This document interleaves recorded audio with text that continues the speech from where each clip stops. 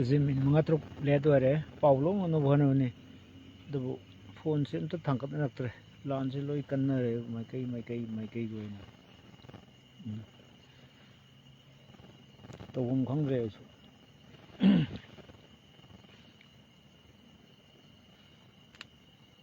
ai life hojik hore mayam lakpiro koino khana si aisu isagi duty tong na pau se lo ya ba lo bani moi su pau si phausan ya phaujle mayam lakpiro ai life hore wakan si nungai ta bani na ko adum ai to phak ba challe yaadre ko koi kel hoi len hoi la len ai taram na oksari hojik phibam si hena lu salai civil war rom da yam naksala misi mina si yam toina hem masing hengalagadi koi yamna pause yam nungai te karino tawse jiri bamgi pau hana tamjage aikoi khun ngakpa ma aikoi gi makutta soe ko adu hujik ka hena khudong thiningai di oide adu magi laktu yam chumbagi ma khutta pan mani ko hujik boro bekra degi manung khra humjanba moina chengi na khanba mafam mar gi lalhobo sing mar gi terrorist sing haitare kuki si mar samana bani moi ko mar hais na hobdo hais mar do maran pabane ko hamaran padamni maran pabane ko aunjiri gi mi phabado hat khrabra ai gi conscience di ai mado sai moi no psychological war na khangde mai tharo atpasing mai tharo na haiba polam di leire adubu ai conscience di mauna ani yauribudu lem tharam do mandre ko hana linthoi ngambisu lem thagide moinabu sanga gi tamthibuli chatpa nupi ngangda na taw yengba war crime mayok na raba kambu ni moi criminal ne ko adu india government na hojbauda civilian na khut thaba singsi loan su yada bani india government na action am talo khatabsi deliberately masi insist tawrabra haibagi chingnabam lere somlodi police IG hoigi officer hoi Mr. Jayanta musung kana no hoigi ake moiba na chingba press conference phambagi pau thagal aiduni khitang thengmale police officer singsina tawri bathok singsi phadi yam phai hayengdagi di loinmak komani na haibase yamdi phaibuko ado mosagi kamai to khitang thengmale it is too late ko to take up necessary actions against the terrorists cookie terrorists ai khitang thengmale habako haibadi na aina law thoksobani aigi wase kanam tabi dabani ai chakau matungda kai kuma khator kani ko chakau yauroi haibani chakau yauroi habane ai chakau yauroi chakau matungda kai kuma khator kani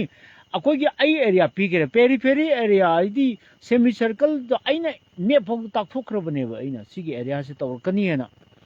chap chane exactly it was happen exactly akoi pahode somdra akoi gi kano sing yam lakre total shutdown se soidre kel koi soidre ngasi ayuk khudakta lauthokpani akoi luptram doina pung sai hojik pung 3 ngai haukhre hayeng nungdarong gi pung 3 phoba total shutdown laukhre tampak ki mafam khudimakta ko chanarani na haire ado yokhok loan ko pharani ko ana luisui dronggi ni yokhok loan ko anna ngasagi sisu hoi madu kari gino ngasagi ngai ta go mang khoi yokhoklan sidi compulsory civil war da yokhoklan adum oidoini ko civil war se the civil war se ai hojik ta su ai adum ai post tawkhibani civil war se manam khar namba hore sida koi angang napi macha ama yamna ningamdana ko mathai thagibani napi macha ama linthoi ngambi haba kano khoi mai profile se hapi si kanano ai khongjadre tasina ma profile se ubada atum isa guman sisters she is just like my daughter ai isa ki sahi lenka so hapet oramdo male ai isa gumbi se moina minim si yaudana moina ndar hat khibne ko ot nairaga yam hainingdre Facebook Live sini pisu yang bayawngani aduna yamna asi karino asi what kind of ruling, what kind of governance, what kind of government ko a good governance ji yamna phajaba yamna phabak lengak la haibe question ama lae bako huran ba matung mairing ba haibra amsu lei bako koi mamangai kanoda khoi sumang lila amkha uyeng ko da khoi policing si tolop saba police tolop khokta ne moi jari da masai ka mai ki khoi la lo sing che makharam cheng thadi awang tanaro na awang cheng thadi makharam tanaro na adi pot ma la abra sini ado karino khoi su ma phom arang khangdre bako mi ji khari ya manji share to live se wa ru bani khanna dor ji ai lan gi pau ro bu da ai ju kok kai re ba lan gi pau ji ai ju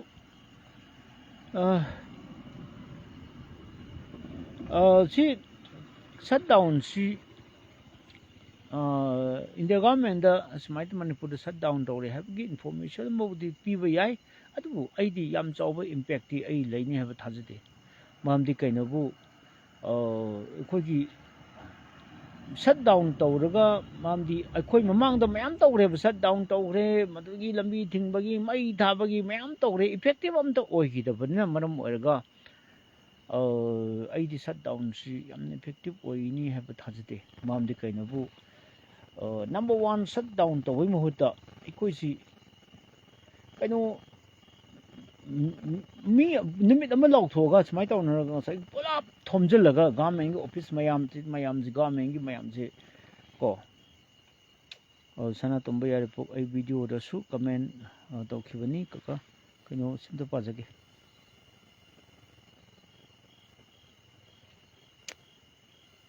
hi ai gi ming manaba no si pa ai si thoktre ne o ka tang yenge ko da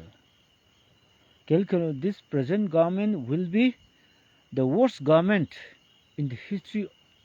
of mankind, not only for Manipur or India. Masi calculate na haibani masi sige lengak se aina kadamain phadoi phai afaba lengak nen haidoi no masi karino hodon nga sa bi yengba lengak ana oi doira high race hawe government kankatpa government gi against na taba government gi favor da laiba yam leiri bako wa du nganging dreba Facebook live ne bako aduna ngasai gi hujiksi khoi gi karai tare hujik rescue tawna bagi damakta pha ki ba mi taruk se ko angang yauna moi taruk se napi ngakni ko yambana nupa yaudre aduna nupa masa amktam yaungani apokpada ngaibdo adu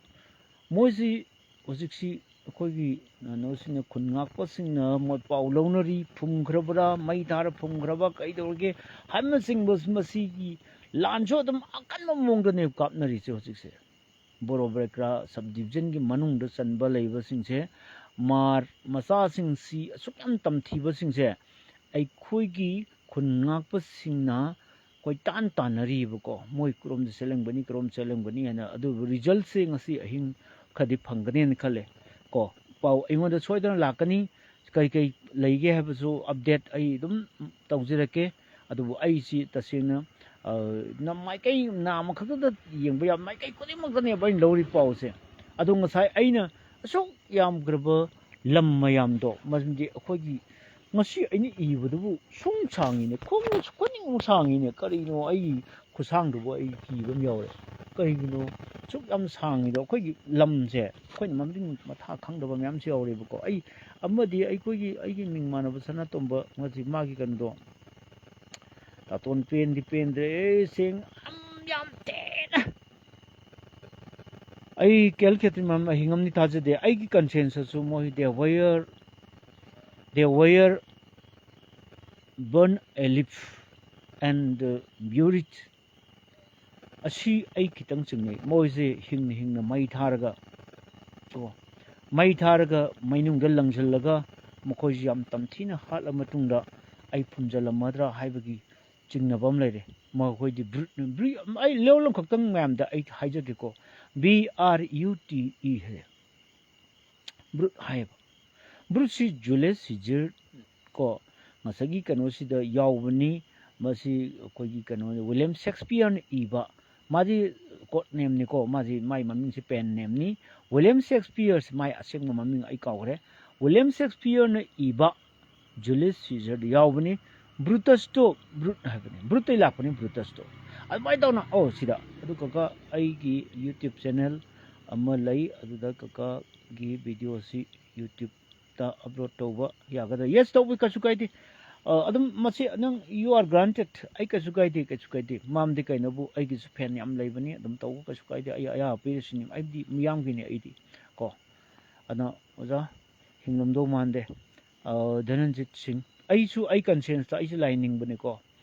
ai makoi hingna phangne se ai moi lan kapa sing su hai gi bani ai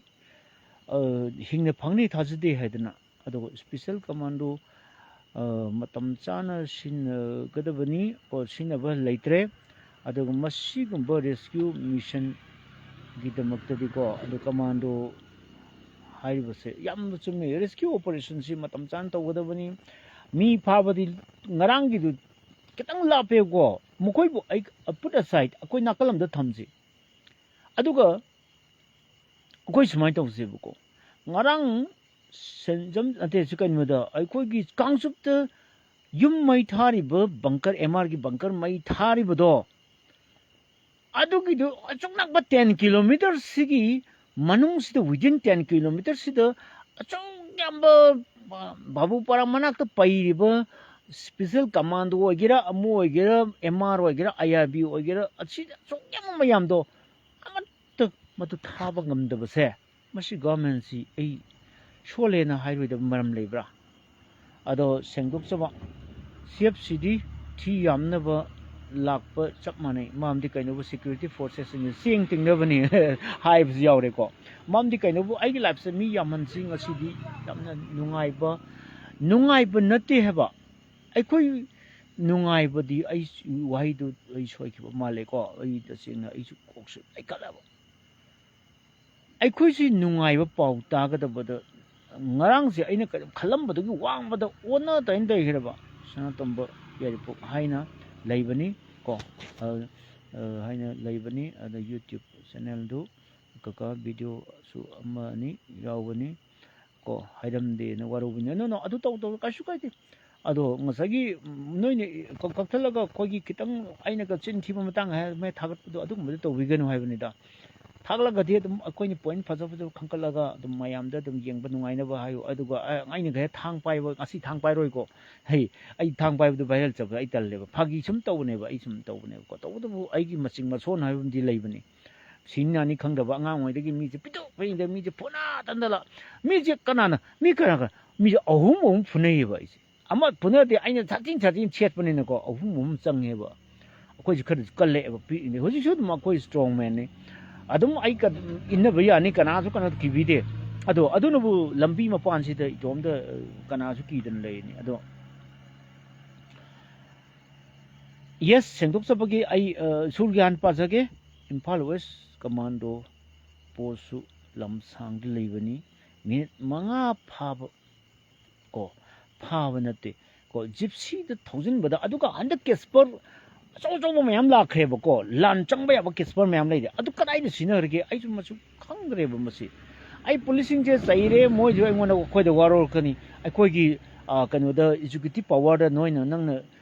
press ki kanu da ngasagi kanu sina noi thingjal ko thingjala kanu adu har kanu maji kanu amu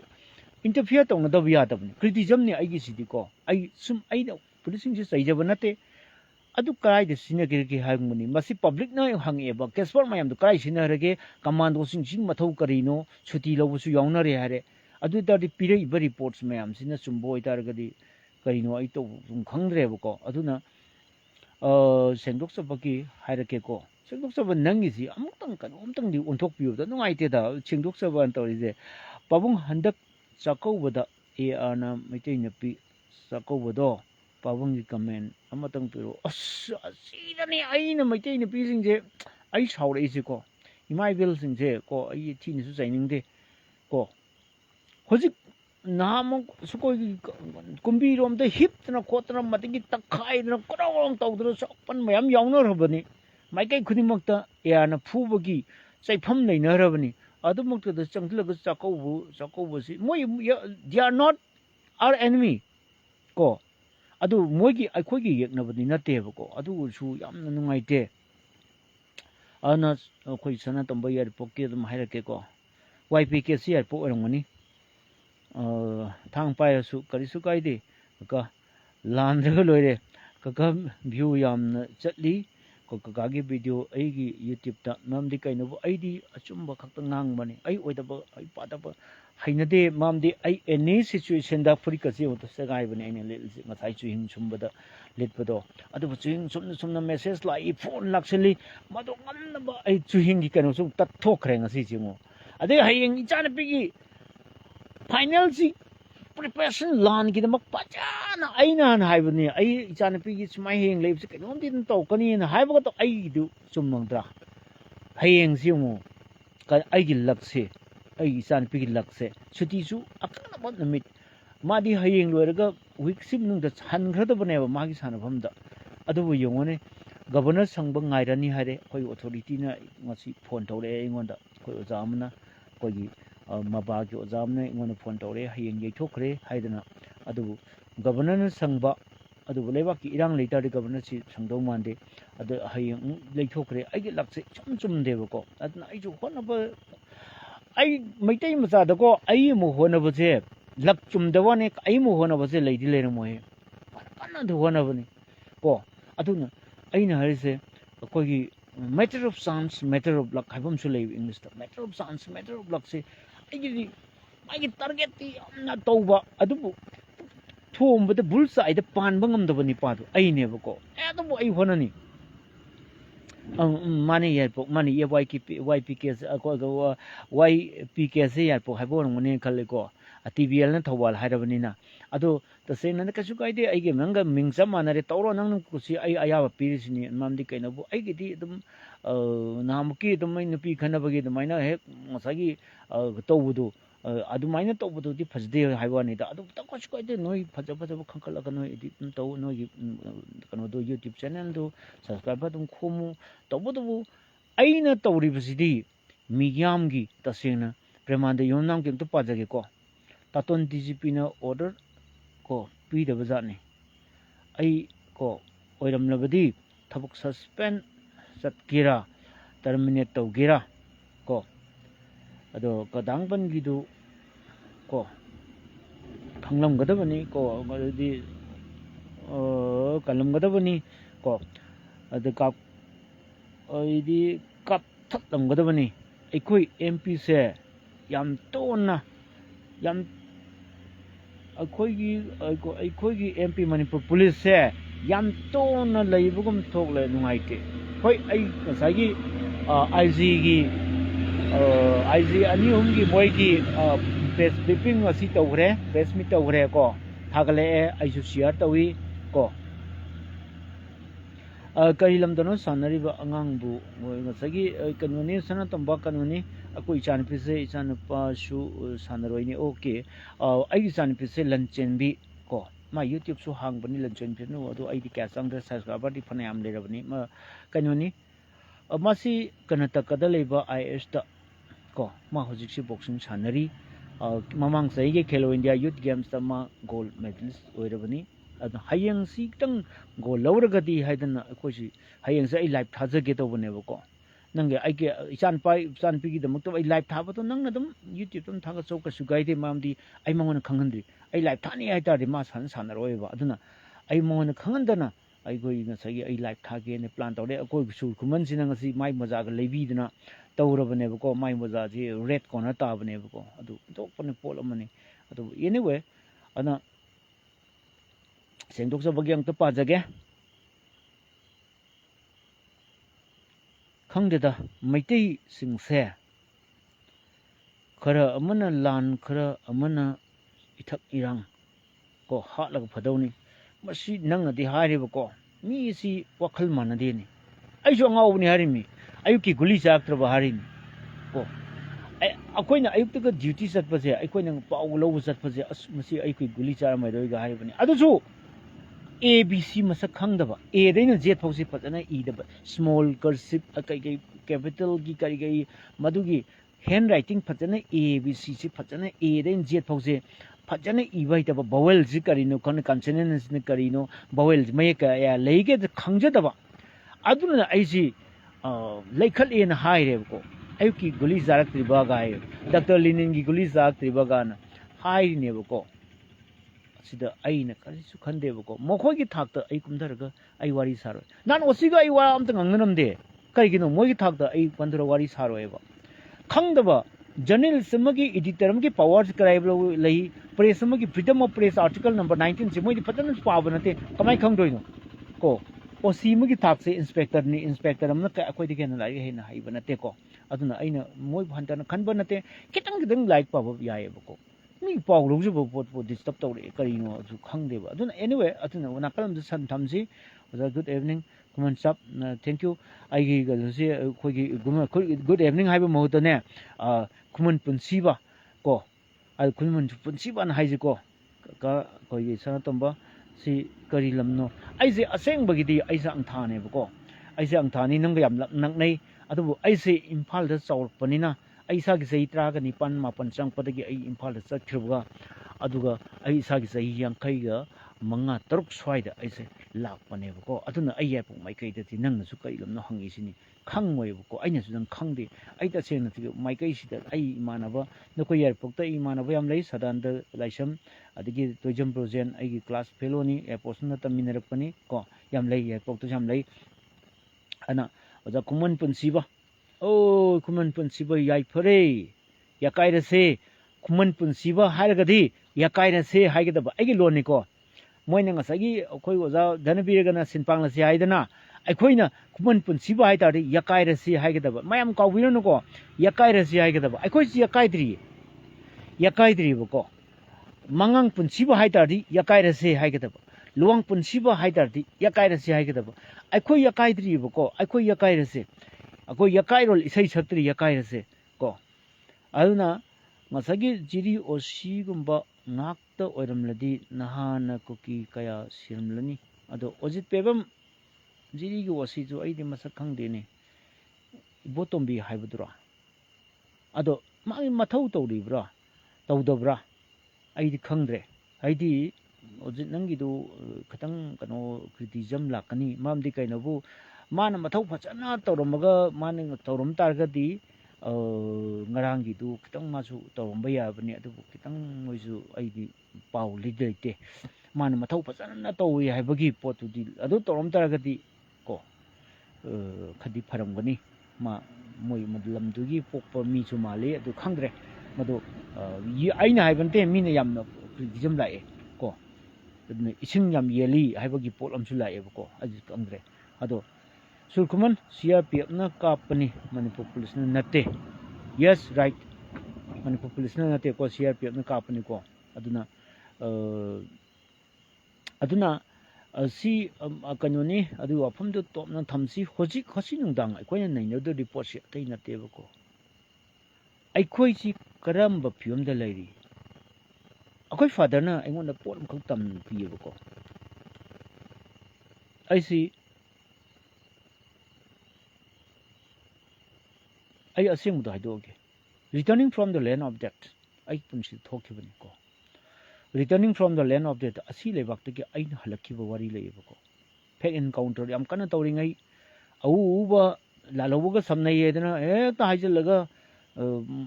खुलाय हापचलगा अदुम कापता कापगी मतमम लैगी आइगी काफमना वखा वगेदबनी को दुना मदुगी police officer दो हुजिकती inspector यौग्रे मतमदुदे ASI ओरमे आइगु फाबा Lakpa को इरोम पुखरी मपानदा इजे बरा लेरमे को officer मक की आई बॉडी कनो आइबनी मागी प्राइवेट सेक्रेटरी आइबनी को ऑफिसर मगी डायरेक्टर मगी आइसे खरा वांग चावी अदुगा मी फुनबा हाई अम तोय हाइबुदा ngसागी अखोइ इमानबनु पुसनबिदना आइबो हेले तोलक सिंग हम खकनी चारिसे अंग पफंगना पुलिसना लालौबो सारगा फोन तोक्सलैनी आई खंगेबा मसे ꯂꯥꯜꯍꯧꯕ ꯅꯠꯇꯦ ꯄꯨꯂꯤꯁꯅꯦ ꯑꯗꯨꯃꯥꯏꯅ ꯉꯁꯥꯏ ꯀꯃꯥꯏꯅ ꯇꯧꯒꯦꯕꯨ ꯑꯩꯁꯤ ꯋꯥꯔꯤꯗꯤ ꯁꯥꯔꯦ ꯑꯁꯦꯡꯕꯁꯨ ꯁꯥꯔꯦ ꯁꯦꯡꯗꯕꯁꯨ ꯁꯥꯔꯦ ꯂꯣꯏ ꯁꯥꯔꯦ ꯑꯗꯨ ꯃꯈꯣꯏꯒ ꯃꯔꯤ ꯂꯩꯅꯩ ꯍꯥꯏꯗꯅ ꯀꯣ ꯃꯈꯣꯏꯒ ꯄꯥꯎ ꯐꯥꯎꯅꯩ ꯍꯥꯏꯗꯅ ꯑꯩꯁꯤ ꯐꯥꯔꯤꯕꯅꯤ ꯑꯗꯨꯒ ꯑꯗꯨꯁꯨ ꯏꯅꯛ ꯅꯛꯄꯗ ꯏꯝꯐꯥꯜ ꯃꯅꯨꯡꯗꯒꯤ ꯂꯩꯕ ꯏꯟꯁꯄꯦꯛꯇꯔ ꯑꯃꯅ ꯇꯧꯕꯅꯤ ꯃꯤ ꯌꯥꯝ ꯍꯥꯠꯄ ꯏꯟꯁꯄꯦꯛꯇꯔ ꯑꯃꯅ ꯋꯥꯈꯥꯗ ꯄꯣꯔꯛꯑꯣ ꯍꯥꯏꯈ꯭ꯔꯦ ꯇꯦꯂꯤꯐꯣꯟꯗ ꯍꯥꯏꯈ꯭ꯔꯦ ꯑꯩ ꯐꯥꯔ ꯄꯨꯔꯤꯅꯤ ꯀꯔꯤꯁꯨ ꯅꯠꯇꯕꯗ ꯑꯗꯨꯅ ꯑꯩꯅ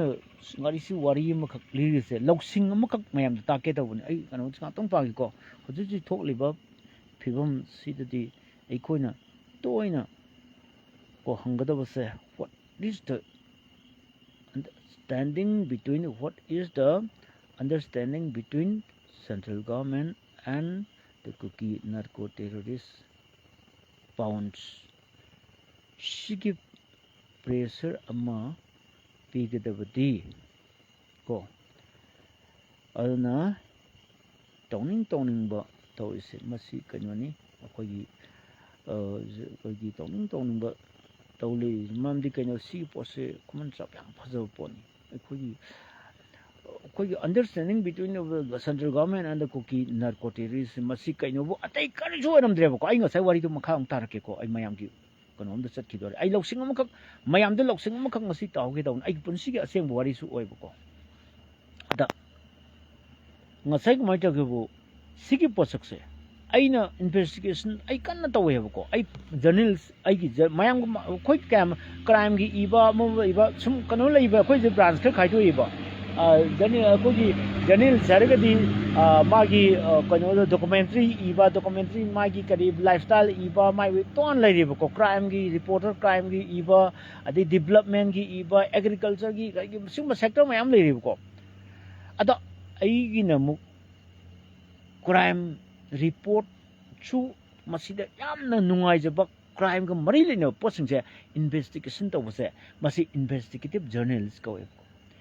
ꯑꯗꯨꯝ ꯊꯤꯖꯤꯟꯕ ꯁꯤꯗꯤ ꯆꯨꯝꯕ꯭ꯔꯥ ꯁꯤ ꯆꯨꯝꯕ꯭ꯔꯥ ꯀ꯭ꯔꯣꯁ ꯆꯦꯛ ꯑꯃ ꯂꯩ ꯑꯩꯈꯣꯏ ꯖꯔꯅꯦꯜꯁꯀꯤ ꯑꯩꯈꯣꯏ ꯖꯔꯅꯦꯂꯤꯖꯝꯗ ꯀ꯭ꯔꯣꯁ ꯆꯦꯛꯀꯤꯡ ꯑꯃ ꯂꯩ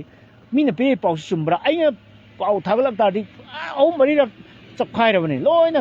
ꯀ꯭ꯔꯣꯁ ꯆꯦꯛ ꯇꯧꯔ ꯃꯇꯨꯡꯗ ꯊꯥꯒꯠꯄꯅꯦꯕꯀꯣ ꯅꯠꯇ꯭ꯔꯗꯤ ꯀꯟꯐꯥꯔꯝ ꯇꯧꯗꯕ ꯄꯥꯎ ꯑꯝꯇ ꯑꯩ ꯊꯥꯒꯠꯇꯕꯅꯤ ꯑꯗꯒꯤ ꯑꯗꯨꯝ ꯂꯩꯔꯦ ꯑꯗꯨ ꯑꯣꯏꯇꯥꯔꯗꯤ ꯀꯔꯤ ꯐꯪꯉꯤ ꯈꯪꯕ꯭ꯔꯥ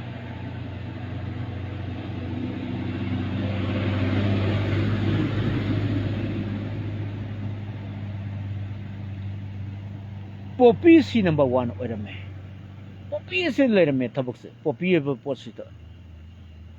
ꯄꯣꯄꯤꯁꯤ ꯂꯣꯏꯅꯃꯛ ꯑꯆꯧ ꯑꯁꯥꯡꯗꯒꯤ ꯃꯆꯥꯗꯒꯤ ꯀꯔꯤꯗꯒꯤ ꯄꯣꯄꯤ ꯍꯥꯏꯕ ꯄꯣꯠꯁꯛꯁꯦ ꯃꯁꯤꯅ ꯃꯇꯤꯛ ꯃꯌꯥꯏ ꯀꯟꯃꯟꯈꯤꯗ꯭ꯔ ꯃꯁꯤꯗ ꯂꯣꯏ ꯉꯥꯎꯅ ꯃꯩꯇꯩ ꯃꯆꯥ खितंग फम नाइब अचौबी पोपी की कनोसीद लोई यावरमेबा पोपी की ड्रग की बिजनेस मोदी आई वन ओवरनाइट हाइदी कनो अहिंग मोद हौब याब पोट लेरमेबको अहिंग हौब याब पोट लेरमबना अदुना आई मसक ममिंगा नत्रगा कनो मोगी स्टेटस तुसु आई हाइरोइगे हेक खितंग युम खर वांगना सारिबा मी सिंगसे थिजलु मतमदा मागी करिनो मागी तोलोपना थाम 1995 अदुगो मयुम सिना कइनो तौरिसिना टाइलगना कनो तौना हेक्ता कइनो लंगचु कोनुंग माना सेमैसि करिगिनो येंग कानसिदा को मथोन ग तरेन पान मंगा तो तौरि मैम से माइ लेफ्टली प्रॉपर्टी मैम यम नुंगाइ करिगिनो कंद विजिलेंस चंगदेब सिगुंबसे सुंचंग चंगदेब याना बाइरे खंगदे अदु ड्रग बिजनेस से हेक्टर ओरमने अदमी जे नुंगाइ तोरगा यू ललो हेता होप ओरमबो आइना ngasi सुइंग समी को आई यम सेंगना पुनसि हिंगबनी प्रमाण यमना को वा खदा पोरो हाइबदगी वारी मखा यस ताब्रो तातोन यस मी मगी को मागी सिक्योरिटी ओइरगा माना ऑफिसर दुना अमुक पाउपिसलिनेबा पुलिस ता पाउपिसलिनेबा मसे लालोबगा समनरे लालोबगी स्पाइनी मसे फारगा थोकदमनी गाना ओरा ओन तैनबनेबको ꯑꯩꯁꯦ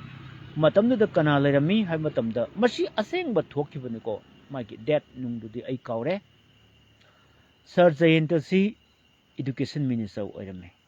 ꯑꯕꯤꯅꯤꯁ ꯃꯣꯏꯔꯥꯡ ꯃꯨꯟꯅ ꯇꯥꯕꯤꯌꯨꯀꯣ ꯄꯥꯕꯨꯡ ꯈꯨꯔꯨꯝꯖꯔꯤ ꯑꯩ ꯏꯆꯥ ꯏꯕꯦꯝꯃ ꯑꯩ ꯇꯔꯥꯝ ꯅꯣꯛꯆꯔꯤ ꯁꯔ ꯖꯌꯦꯟꯇꯅ ꯏꯗꯨꯀꯦꯁꯟ ꯃꯤꯅꯤꯁꯇꯔ ꯑꯣꯏꯕ ꯃꯇꯝꯅꯤ ꯀꯣ ꯑꯗꯨꯗ ꯑꯩ ꯑꯗꯨꯝ ꯃꯤꯗꯣ ꯍꯥꯏꯗꯣꯛꯑꯒꯦ ꯒꯨꯡ ꯐꯤल्म ꯁ꯭ꯇꯥꯔ ꯒꯨꯡꯁꯤ ꯑꯩꯒ ꯂꯨꯅ ꯇꯤꯟꯅꯩ ꯀꯣ ꯃꯥꯅ ꯄꯨꯁꯤꯜꯂꯛꯄꯅꯤ ꯑꯩꯒꯤ ꯋꯥꯕꯗꯨꯗ ꯈꯤꯇꯪꯁꯨ ꯃꯇꯦꯡ ꯄꯥꯡꯅꯕ ꯍꯥꯏꯗꯅ ꯑꯩ ꯃꯇꯝꯗꯨꯗ ꯑꯩꯁꯦ ꯃꯣꯡꯕ ꯍꯟꯕꯗꯒꯤ ꯄꯣꯊꯥꯔꯦꯕ ꯈꯤꯇꯪ ꯄꯕ꯭ꯂꯤꯁꯔꯒ ꯈꯤꯇꯪ ꯀꯩꯅꯣ ꯇꯧꯕꯗꯒꯤ ꯃꯣꯏꯒꯤ ꯃꯣꯅꯣꯄꯣꯂꯤ ꯇꯧꯔꯛꯄ ꯑꯗ ꯉꯁꯥꯏ ꯀꯃꯥꯏꯅ ꯇꯧꯒꯦ ꯑꯩꯁꯦ ꯃꯣꯡꯕ ꯍꯟꯕꯗꯒꯤ ꯑꯩ ꯄꯣꯊꯥꯖꯔꯒꯦꯅ ꯑꯩ ꯔꯤꯖꯤꯒꯅꯦꯁꯟ ꯄꯦꯄꯔ ꯄꯤꯔꯝꯃꯒ ꯑꯩ ꯖꯣꯏꯟ ꯏꯗꯤꯇꯔꯒꯤ ꯐꯝꯁꯦ ꯇꯣꯛꯆꯔꯒꯦ ꯍꯥꯏꯔꯒ ꯑꯗꯨꯝ ꯑꯩ ꯍꯦꯛ ꯇꯣꯛꯈꯤꯕꯒ ꯑꯗꯨꯝ ꯃꯣꯏꯁꯨ ꯑꯗꯨꯝ ꯁꯤꯈ꯭ꯔꯦ ꯀꯣ ꯑꯩꯅ ꯄꯨꯈꯠꯂꯝꯕꯅꯦꯕꯀꯣ ꯍꯣꯛꯀꯔꯐꯥꯎ ꯑꯣꯏꯔꯝꯃꯤꯅꯦ ꯑꯩ ꯀꯛꯆꯤꯡ ꯀꯩꯀꯩ ꯂꯣꯏ ꯆꯠꯂꯒ ꯌꯣꯜꯂꯝꯃꯤꯅꯤ ꯏꯁꯥꯅ ꯄꯨꯊꯣꯛꯏꯕ ꯄꯦꯄꯔꯗꯣ ꯀꯂꯔꯅꯤꯀꯣ ꯄꯦꯖ 15 ꯄꯥꯟꯕ 10ꯂ ꯀꯩꯅꯣ ꯄꯥꯟꯕꯅꯤ ꯑꯗꯨ ꯐꯖ ꯏꯕꯅꯦ ꯑꯩꯒꯤ ꯏꯟꯚꯦꯁꯇꯤꯒꯦꯁꯟ ꯔꯤꯄꯣꯔꯠ ꯃꯌꯥꯝꯁꯦ ꯐꯖ ꯏꯕꯅꯦ ꯃꯣꯡꯕ ꯍꯟꯕꯒꯤ ꯃꯇꯥꯡ ꯀꯩꯀꯩ ꯂꯣꯏꯅ ꯑꯩ ꯏꯕꯅꯦ ꯂꯩ ꯑꯗꯨꯗ ꯑꯩꯁꯦ ꯌꯨꯝꯗ ꯃꯇꯝ ꯈꯔ ꯄꯣꯊꯥꯔꯤꯉꯩꯁꯤꯗ ꯑꯩꯁꯦ ꯖꯔꯅꯦꯂꯤꯁꯅꯤ ꯃꯥꯗꯤ ꯁꯪꯒ ꯑꯗꯨꯝ ꯇꯧꯕꯅꯤ ꯑꯗꯨ ꯇꯧꯕꯅꯦꯅ ꯑꯩꯁꯦ ꯍꯥꯏꯔꯒ ꯗꯤꯔꯦꯛꯇꯔꯗꯨꯗ ꯃꯥꯒꯤ ꯄ꯭ꯔꯥꯏꯚꯦꯠ ꯁꯦꯀ꯭ꯔꯦꯇꯔꯤ ꯑꯣꯏꯍꯟꯕꯅꯦꯕꯀꯣ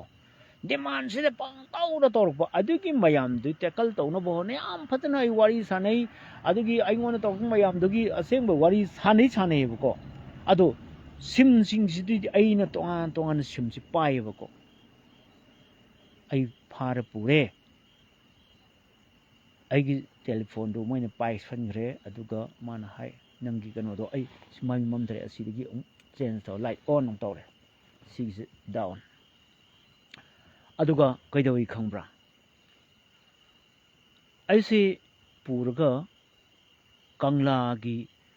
ꯃꯇꯝꯗꯨꯗ ꯄ꯭ꯂꯦꯟ ꯃꯆꯥꯗꯨ ꯂꯩꯕ꯭ꯔꯥ ꯀꯩꯅꯣꯝ ꯇꯧꯏꯀꯣ ꯄ꯭ꯂꯦꯟ ꯃꯆꯥꯗꯨ ꯂꯩꯔꯤ ꯀꯪꯂꯥ ꯒꯦꯠ ꯋꯦꯁꯇꯔꯟ ꯒꯦꯠꯇ ꯑꯗꯨꯒ ꯈ꯭ꯋꯥꯌꯥꯊꯣꯡꯒꯤ ꯇ꯭ꯔꯥꯐꯤꯛ ꯄꯣꯏꯟꯠꯗꯨꯗꯒꯤꯅ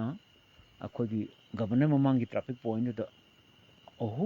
ꯔꯥꯎꯟ 3 ꯂꯩꯌꯦꯕꯀꯣ ꯑꯋꯥ ꯁꯨꯝ ꯍꯪꯕ ꯑꯩꯉꯣꯟꯗ ꯁꯨꯡꯐꯨ ꯐꯨꯗꯕ ꯑꯩꯁꯦ ꯃꯅꯤꯡ ꯇꯣꯡꯉꯤ ꯅꯣꯡꯃꯩ ꯄꯥꯏꯕ ꯉꯥꯛꯇꯅꯤ ꯀꯃꯥꯟꯗꯣꯒꯤ ꯃꯣꯏ AK ꯉꯥꯛꯇꯅꯤ ꯄꯥꯏꯗꯣ ꯔꯥꯎꯟ 3 ꯁꯨꯔꯛꯄꯗ ꯍꯪꯉꯤ ꯃꯈꯣꯏꯒ ꯄꯥꯎ ꯐꯥꯎꯅꯕ ꯀꯣ ꯀꯩꯅꯣꯗꯨ ꯀꯗꯥꯏꯗ ꯂꯩ ꯃꯣꯏꯒ ꯄꯥꯎ ꯐꯥꯎꯅꯕ ꯃꯥꯏ ꯃꯃꯤꯡꯗꯨ ꯔꯣꯛꯀꯤ ꯍꯥꯏꯕ ꯃꯥꯜꯂꯦꯀꯣ ꯄ꯭ꯔꯤꯄꯥꯛꯀꯤꯅꯤ ꯑꯗꯨꯝ ꯀꯩꯁꯨ ꯀꯥꯏꯗꯦ ꯑꯩ ꯑꯗꯨꯝ ꯂꯥꯎꯊꯣꯛꯀꯦ ꯄ꯭ꯔꯤꯄꯥꯛ ꯀꯩꯅꯣ ꯅꯠꯇꯕ ꯔꯣꯛꯀꯤꯗꯨ ꯍꯤꯡꯉꯤꯕ꯭ꯔꯥ ꯆꯪꯉꯤꯕ꯭ꯔꯥ ꯈꯪꯗꯦ ꯔꯣꯛꯀꯤꯔ ꯈꯪꯅꯩ ꯑꯗꯣ ꯃꯥꯒꯅꯤ ꯐꯥꯎꯅꯔꯤꯗꯣ ꯑꯁꯦꯡꯕ ꯑꯗꯨꯝ ꯐꯥꯎꯅꯩꯌꯦꯕꯀꯣ ꯑꯩꯗꯤ ꯐꯥꯎꯅꯩꯌꯦꯕ ꯄꯩꯁꯥꯒꯤꯅꯦꯕꯀꯣ ꯄꯩꯁꯥꯁꯨ ꯑꯗꯨꯝ ꯑꯩ ꯊꯤꯜꯂꯦ ꯑꯩꯁꯨ ꯑꯗꯨꯝ ꯍꯥꯏꯗꯣꯛꯑꯦꯕꯀꯣ ꯊꯤꯜꯂꯦꯅ ꯃꯣꯏꯒꯤ ꯀꯌꯥꯅꯣ ꯂꯥꯛ 1 ꯌꯥꯁꯟꯅꯕꯅꯦꯕꯀꯣ ꯌꯥꯁꯟꯅꯔꯒ ꯑꯩꯅ ꯄꯩꯁꯥ ꯊꯤꯜꯂꯦꯕꯀꯣ ꯀꯩꯅꯣ ꯃꯩꯅꯣ ꯂꯩꯔꯛꯇꯁꯨ ꯊꯤꯜꯂꯤ ꯍꯧ ꯃꯔꯛꯇꯁꯨ ꯊꯤꯜꯂꯤ ꯑꯗꯨꯝ ꯍꯥꯏꯗꯣꯛꯑꯦ ꯑꯩ ꯊꯤꯜꯂꯤ ꯑꯗꯨꯝ ꯍꯥꯏꯌꯦꯕ ꯄꯩꯁꯥꯁꯦ ꯃꯥꯝꯗꯤ ꯗꯤꯔꯦꯛꯇꯔꯗꯨꯅ ꯄꯩꯁꯥ ꯄꯤꯔꯒ ꯊꯤꯟꯕꯅꯦꯕ ꯑꯩ ꯃꯥꯒꯤꯗꯃꯛ ꯀꯟꯁꯨ ꯀꯟꯕꯤꯕ ꯋꯥꯔꯤꯁꯨ ꯁꯥꯕ ꯈꯣꯟꯆꯣꯛꯁꯨ ꯆꯥꯕ ꯀꯥꯞꯄꯨ ꯂꯥꯎꯒ ꯅꯪ ꯅꯀꯣꯛ ꯀꯥꯞꯊꯠꯂꯨꯔꯒ ꯑꯩ ꯀꯣꯛ ꯁꯝ ꯊꯣꯠꯄꯅꯤ ꯂꯥꯎ ꯀꯥꯞꯄꯨ ꯂꯥꯎꯒꯅ ꯇꯧꯅꯔꯦ ꯌꯥꯝ ꯁꯥꯊꯤꯕ ꯃꯤ ꯀꯩꯅꯣꯗꯨꯅ ꯑꯗꯨꯗ ꯑꯩꯅ ꯐꯖꯅ ꯍꯥꯏꯔꯦꯕꯀꯣ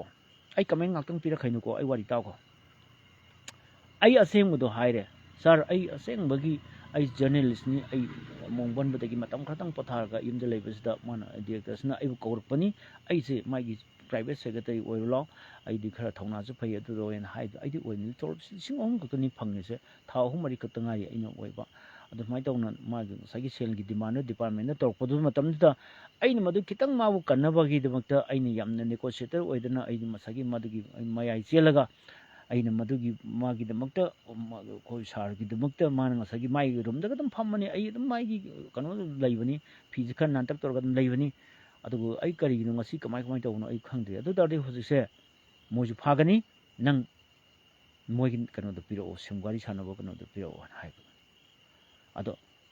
ꯀꯣꯜꯁꯦ ꯅꯣꯏ ꯅꯝꯕꯔ ꯍꯣꯡꯉꯦ ꯀꯣꯜꯁꯦ ꯆꯠꯇ꯭ꯔꯦꯕ ꯑꯩꯒꯤ ꯐꯣꯟꯗꯒꯤ ꯇꯧꯕꯗꯣ ꯆꯠꯇ꯭ꯔꯦꯕꯀꯣ ꯑꯗꯨ ꯅꯝꯕꯔ ꯑꯗ ꯉꯁꯥꯏꯒꯤ ꯆꯠꯇ꯭ꯔꯦ ꯅꯝꯕꯔꯁꯦ ꯆꯠꯇ꯭ꯔꯦ ꯀꯃꯥꯏꯅ ꯇꯧꯁꯤꯒꯦ ꯇꯧꯒꯦ ꯀꯃꯥꯏꯅ ꯇꯧꯒꯦꯕꯨ ꯑꯁꯣꯝꯗꯒꯤ ꯐꯣꯟ ꯑꯃ ꯂꯥꯛꯑꯦ ꯋꯥꯈꯥꯗ ꯄꯣꯔꯛꯑꯣ ꯑꯗꯣ ꯂꯧꯕꯨꯛꯇ ꯃꯤ ꯌꯥꯝ ꯊꯕꯛ ꯁꯨꯔꯤ ꯑꯗꯨ ꯅꯨꯡꯉꯥꯏ ꯍꯩꯔꯣꯏ ꯄꯨꯡ 3ꯗ ꯄꯣꯔꯛꯑꯣ ꯍꯥꯏꯌꯦꯕꯀꯣ ꯄꯨꯡ 3ꯗꯤ ꯇꯥꯗ꯭ꯔꯤ ꯄꯨꯡ 3ꯗ ꯆꯞ ꯆꯥꯔꯅꯤ ꯑꯗꯣ ꯅꯪ ꯑꯗꯨꯋꯥꯏꯗ ꯉꯥꯛꯇꯪ ꯊꯧꯒꯣ ꯍꯥꯏꯔꯦ ꯇꯦꯂꯤꯐꯣꯟꯗꯨꯗꯤ ꯑꯗꯨꯝ ꯇꯥꯏꯌꯦꯕꯀꯣ ꯌꯥꯝ ꯅꯛꯁꯟꯅ ꯑꯩꯈꯣꯏꯁꯨ ꯃꯗꯨꯒꯤ ꯐꯥꯗꯔꯅ ꯑꯩꯈꯣꯏꯁꯨ ꯁꯥꯏꯀꯣꯂꯣꯖꯤꯒꯤ ꯌꯥꯝꯅ ꯂꯨꯕ training ama torokreba koi si naksida aduna aina life ki ai life ta singkhal yengo ut kon khraba father gi ai gi nakse lariba stop training center da ai se brother gi training si loiraga father bugi fo loisal lebo only moi regular class yaw bonte only sunday aina sangma tamda father joseph ai bu tambiramba psychology gi father father joseph aina kaude ai gi life kan bi bu idam ai liksu si ko nimduda ai si liksu si ai nai ibdo ai di tasina ai di lande landabane ai ngona loksing am khak tambiyu harab laidam khurame father na kari tambigi ai ngona ningjange nang awab if you are in trouble ask yourself where are you and what you are doing father na hari se nang yam du salaba nang yam critical condition danger oiraba adu tardi nang karai lei nang kai dorino adong khak nang conscience to hangu pakhum lakani sineba ai hange ai commando na pung hom da hat kani hare ai kanglage akoi bada kanglage no sida thori father na ingon ta khibdo ngasi loksing mayam tapiu ko akoi sida yamna sigi sida science ki yam lu re front lob ko sida akoi function to na ba mai arangbam yauri ne ko si front lob ko masigi section left ki ade center ki extreme right ki si di akoi na father tambira ko yam lu lei tamakre ba ko mission school tam ini ko ai mai dei ai di father ono baptize to ado ai se ai kangla ge het get ma pa yaw kan do ai waklam lai sir moi ga ai ga wari sanaba simdo ai yum de le hore thak haijen mani ade dia som no phone to re pong pang mani ma kem pang ne ma inspector yo go matam de SI ne ma phang ka ma sing no kem sing doi no ai na pang jen na mani training de koi lo ra ga sir tauring da loi taur se moi ga sem magi to pa original magi sim pai ba do adu kano da le hore mai mem call me ge adu sir man mem dang dang lo zira sina okay pungsu wali lo so hari si posit tana bane ba father na ngon tai do ai lai so in chi in ai ngon ai life si kamai kan ge gi na khal ma dang da dai di ai se chatle ko ai se chatle yum da chatle aduga ai gi hek kano sida khoi gi kari ho ji ge aina koi kari ba irom pukri mapan ai baral khumdu dab okan leka lak thoi ai je moina ai hatorabne pungom da ai hatorabne mayam sil ai si rta de moji tu sini pasi da tainaro hain lak lak thokpani mayam lak thokmi mayam thokle mi mayam to re ai adu bu yaro adu di pan sai adu di gongju pha ga damne hare aina gongju pha ga damni ma ga ga thapuk to minam pun pha ai mana mai maming pale na ma suwaro ya de ko aseng body im khakli bani aina masi loksing du ni ma loksing du ne aina mayam da piri se atai ai gi warin phajai phajati haibagi na te ba ai film bu nam dorin returning from the land of death hero se aina tra ai gi loksing du mayam father na ingon ta ki ba father joseph na ta ki ba father jona na ki ba posing du cham chum me ba ai koi lai isa gi yaujab ne isa na cha kan bagi pot ne lai ning bai kana bus le ne atai di ai se ai si roi khange swayo ga na nang si di nang nungai ni hai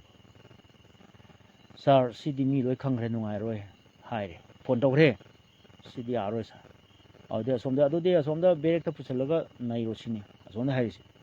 adu de som pusang re commando complex ta commando gi kanus da si tongna si ai ga tongna si ming maming ga loi hai dor khanim loi to thapaka loi tat kanim madui poto hoji ai editor wai re dana salak sani ai hai ni ade di gung hoi families na sarja inda da phone tak to bane karino mi maral sum leitaba moigi kannaba honnari ba mi da journalist tu moina mamdi kaino bu nangi kai document kai loi pujo won hai kan ai gi delhi gi certificate chong yam do mayam do ai gi saklon gi ai dar wei ba gi kari gi loi na ai khom da hapsal le ba ko ai journalist ni ai put to na loi hapsal ai ti horen moina to do sina ai khaw si da nomoi chu bom chu ko loi hapsal ga ma si la lo bo samna bi la lo ni na under cover ni na hai bi ana ba ne ba moin to ri ko ai sai khang ra ba ne ai bol le mai to na ai se pusale moigi interrogation room se dark room se ai di khang de pusale suman ju pulle ko khut chu pulle ꯑꯗꯨꯅ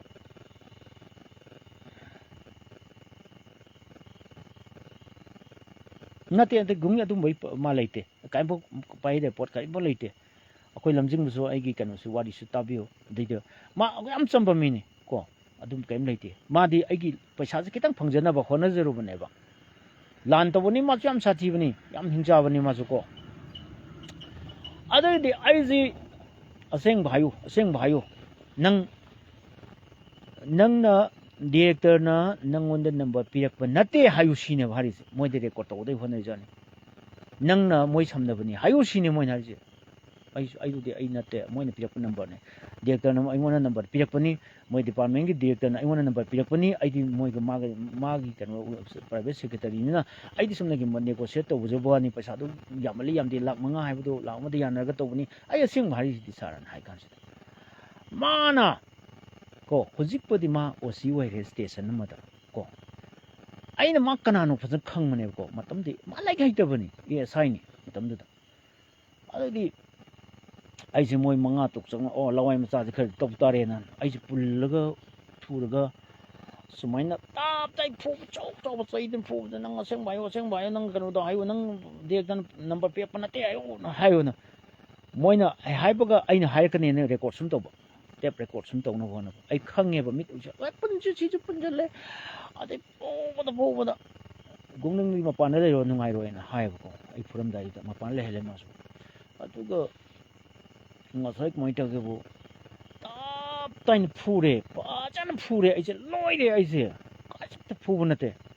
ꯑꯗ last ꯀꯔꯤ ꯍꯥꯏꯒꯦꯕꯨ ꯑꯩꯒꯤ ꯃꯔꯤꯟ ꯈꯥꯕ ꯍꯥꯏꯒꯗ꯭ꯔꯥ ꯀꯩꯅꯣ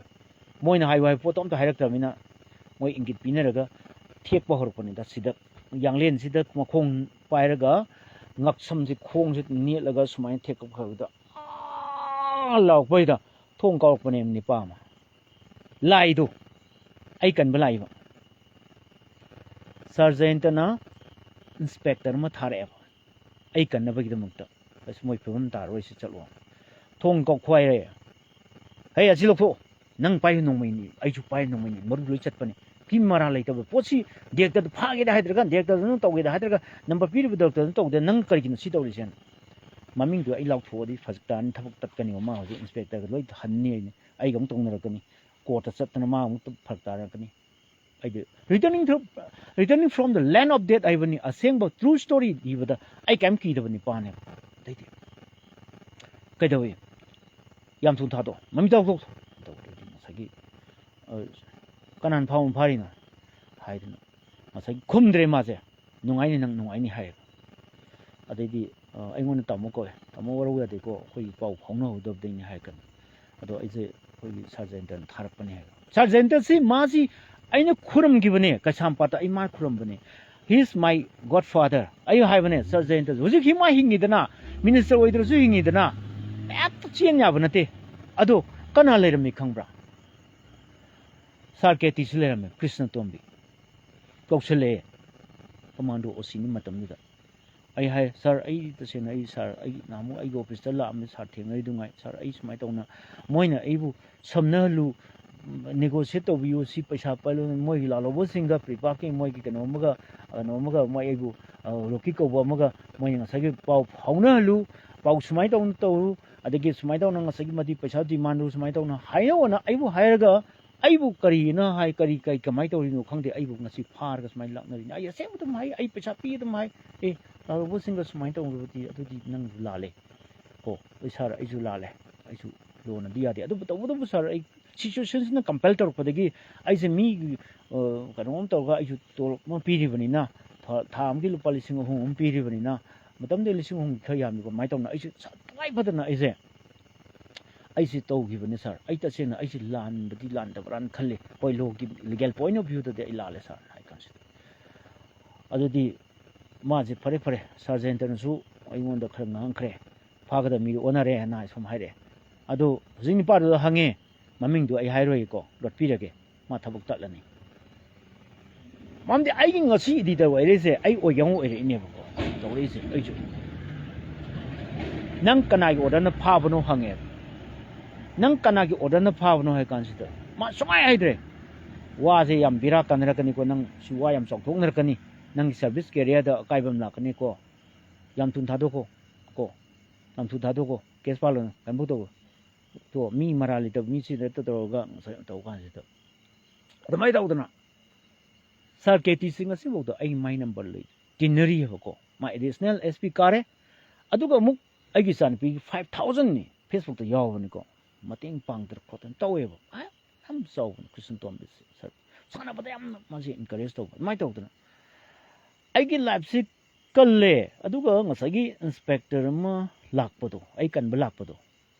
mana aina akhoi sar ki dum to di ai matam da ai isai khara na to ebo ko ai nam hu ba le ebo ko ai sai taruk tu ai dik sam pi sar ai sai tabi ai de artist ni ai smai tong to ni ado ai journalist ni ai sin pam ai certificate loi le ado ai ngasi pau khong ho da bi ni to kan ngasa gi me to gongi gari masa du na aina thore yum da la e adu ai na min hafta madi ai se tak tai nagi masalex ka gi dagi thit khiwa mayam do ai mapan su thokti sa de moina nei hiwa mayam do aduni aina challenge am to khiba aduna ai gi chan pi se aina ai gi chan pi wari ba ai police officer oi bi ya ka dra hai aina ai gi chan pi atom bi wari li bane ba ha ai ka why not ka ba yaroi do no oyuna adu ai wanna lakna gi ba police sing che nang lakna ba dingam ga dra hai mabai to ge hai abai ni pitana oige go achaw oige sini adudi olympic to goal loro aduna ta kana de ko additional SP de horo aduna ta di kana roi masam suna di kan to yaro hana mai le aduna aina nga sai scenery ba loksing do adun noi live yengi ba kampuna madu khangho ba nakoina awa ba tar matamda loksing ama khoyum line khoida pirakani adun aina mo kitang hena training to bagi damakta kitang advance oina second ai second ni aina kalli do ek kangla ki mapa su ek madu plane ma sam le madu war plane am le madu adi mapa do dak okan su da ai dak hairi ne simama lim de le hore mai ba khona ba dak drama ne acting ju hai da ya dam ne mai to na ai gi life cycle howe ko aduga surgeon ta si nong ma aina ai gi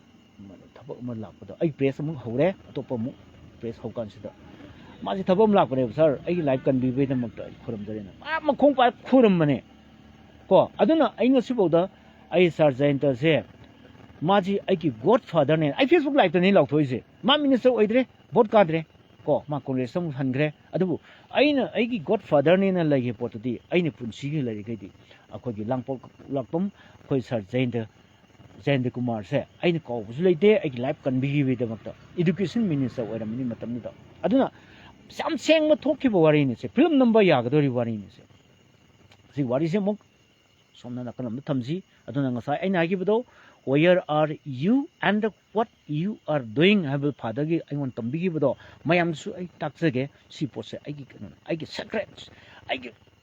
loksing ne ba ai gi isa sing su ma si tak tri ko ai tak ne ba ai isa sing se mesho kitang oi tabagi ai tak tabani si yam lo pot applicable oi ba yam na apply to boda ai ko gi sida yeng sing che lan ka pami chong ni ama chong ni yak na ban na ko si pha gram matung da kamai nan thu ko da ge ha po sik se ai sigi hoji ki pot sino nang hing da bre mo nang mu kan na ya ta la kani kana no me la kani ma pa ai san ni tangala la kani rescue to no beta la kani natra kan nang loksing mo pot kan nang na ta nan thok na lambi mo thira kani ba ko aduna akoina ngasang ma tagi bu adung ba pot mayam lai bani na ko mamdi kaina bu ai se film am yenge ba sum pot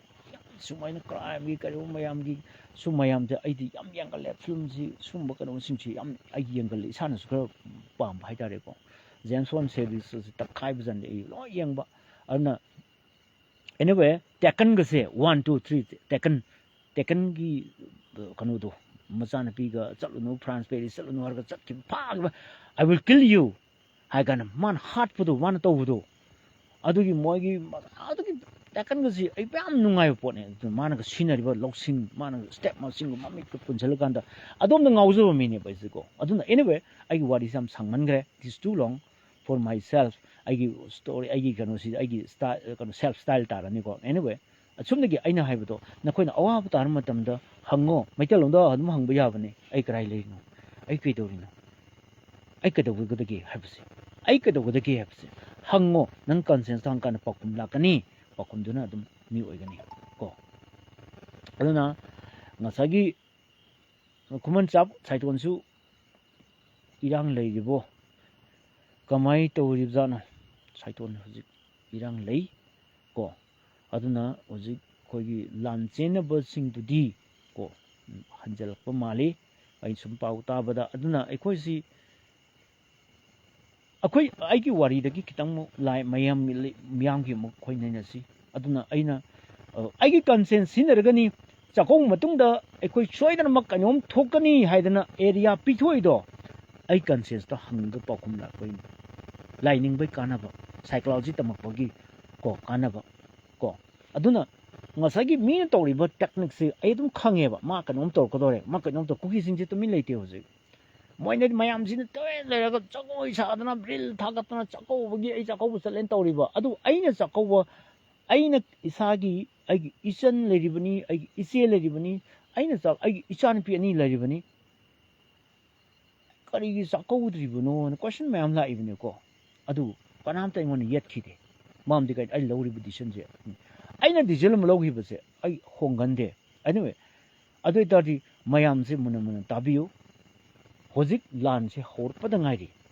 ꯃꯩꯅꯥ ꯆꯨꯕꯗ ꯉꯥꯏꯔꯤ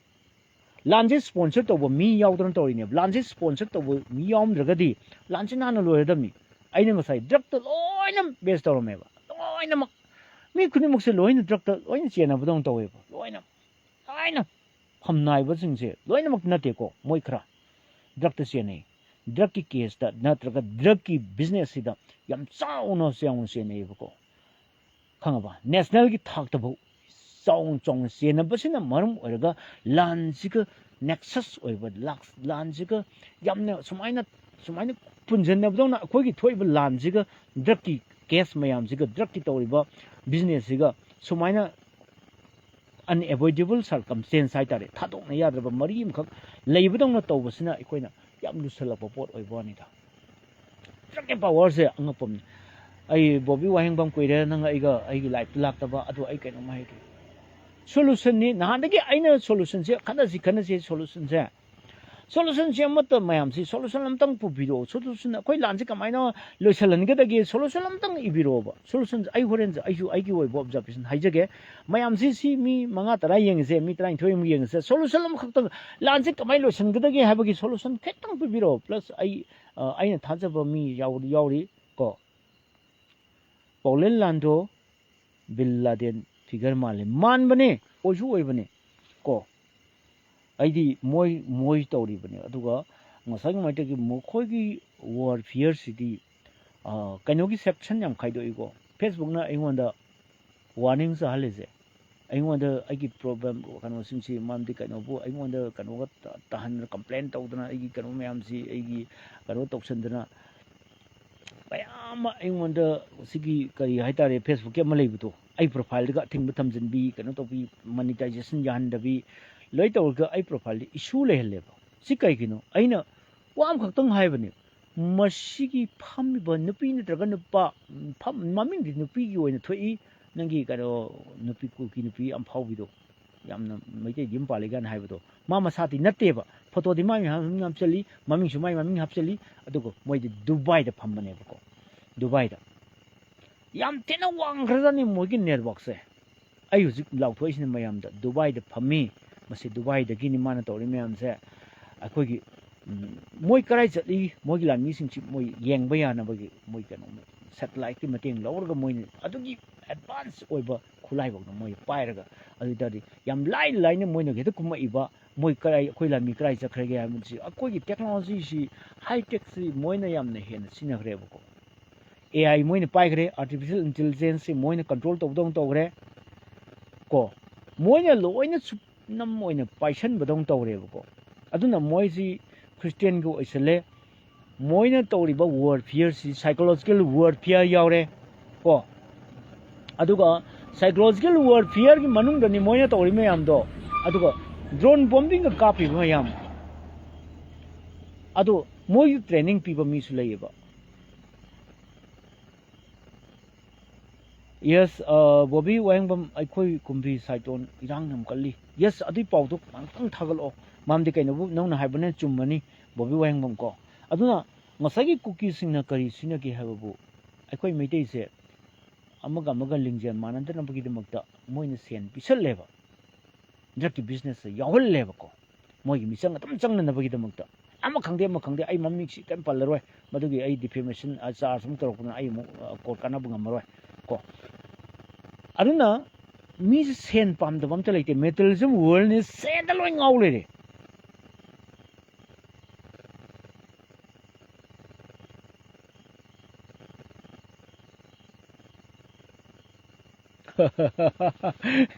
Fatima yong se pazari akoi 50 se 50 habi yaroi ne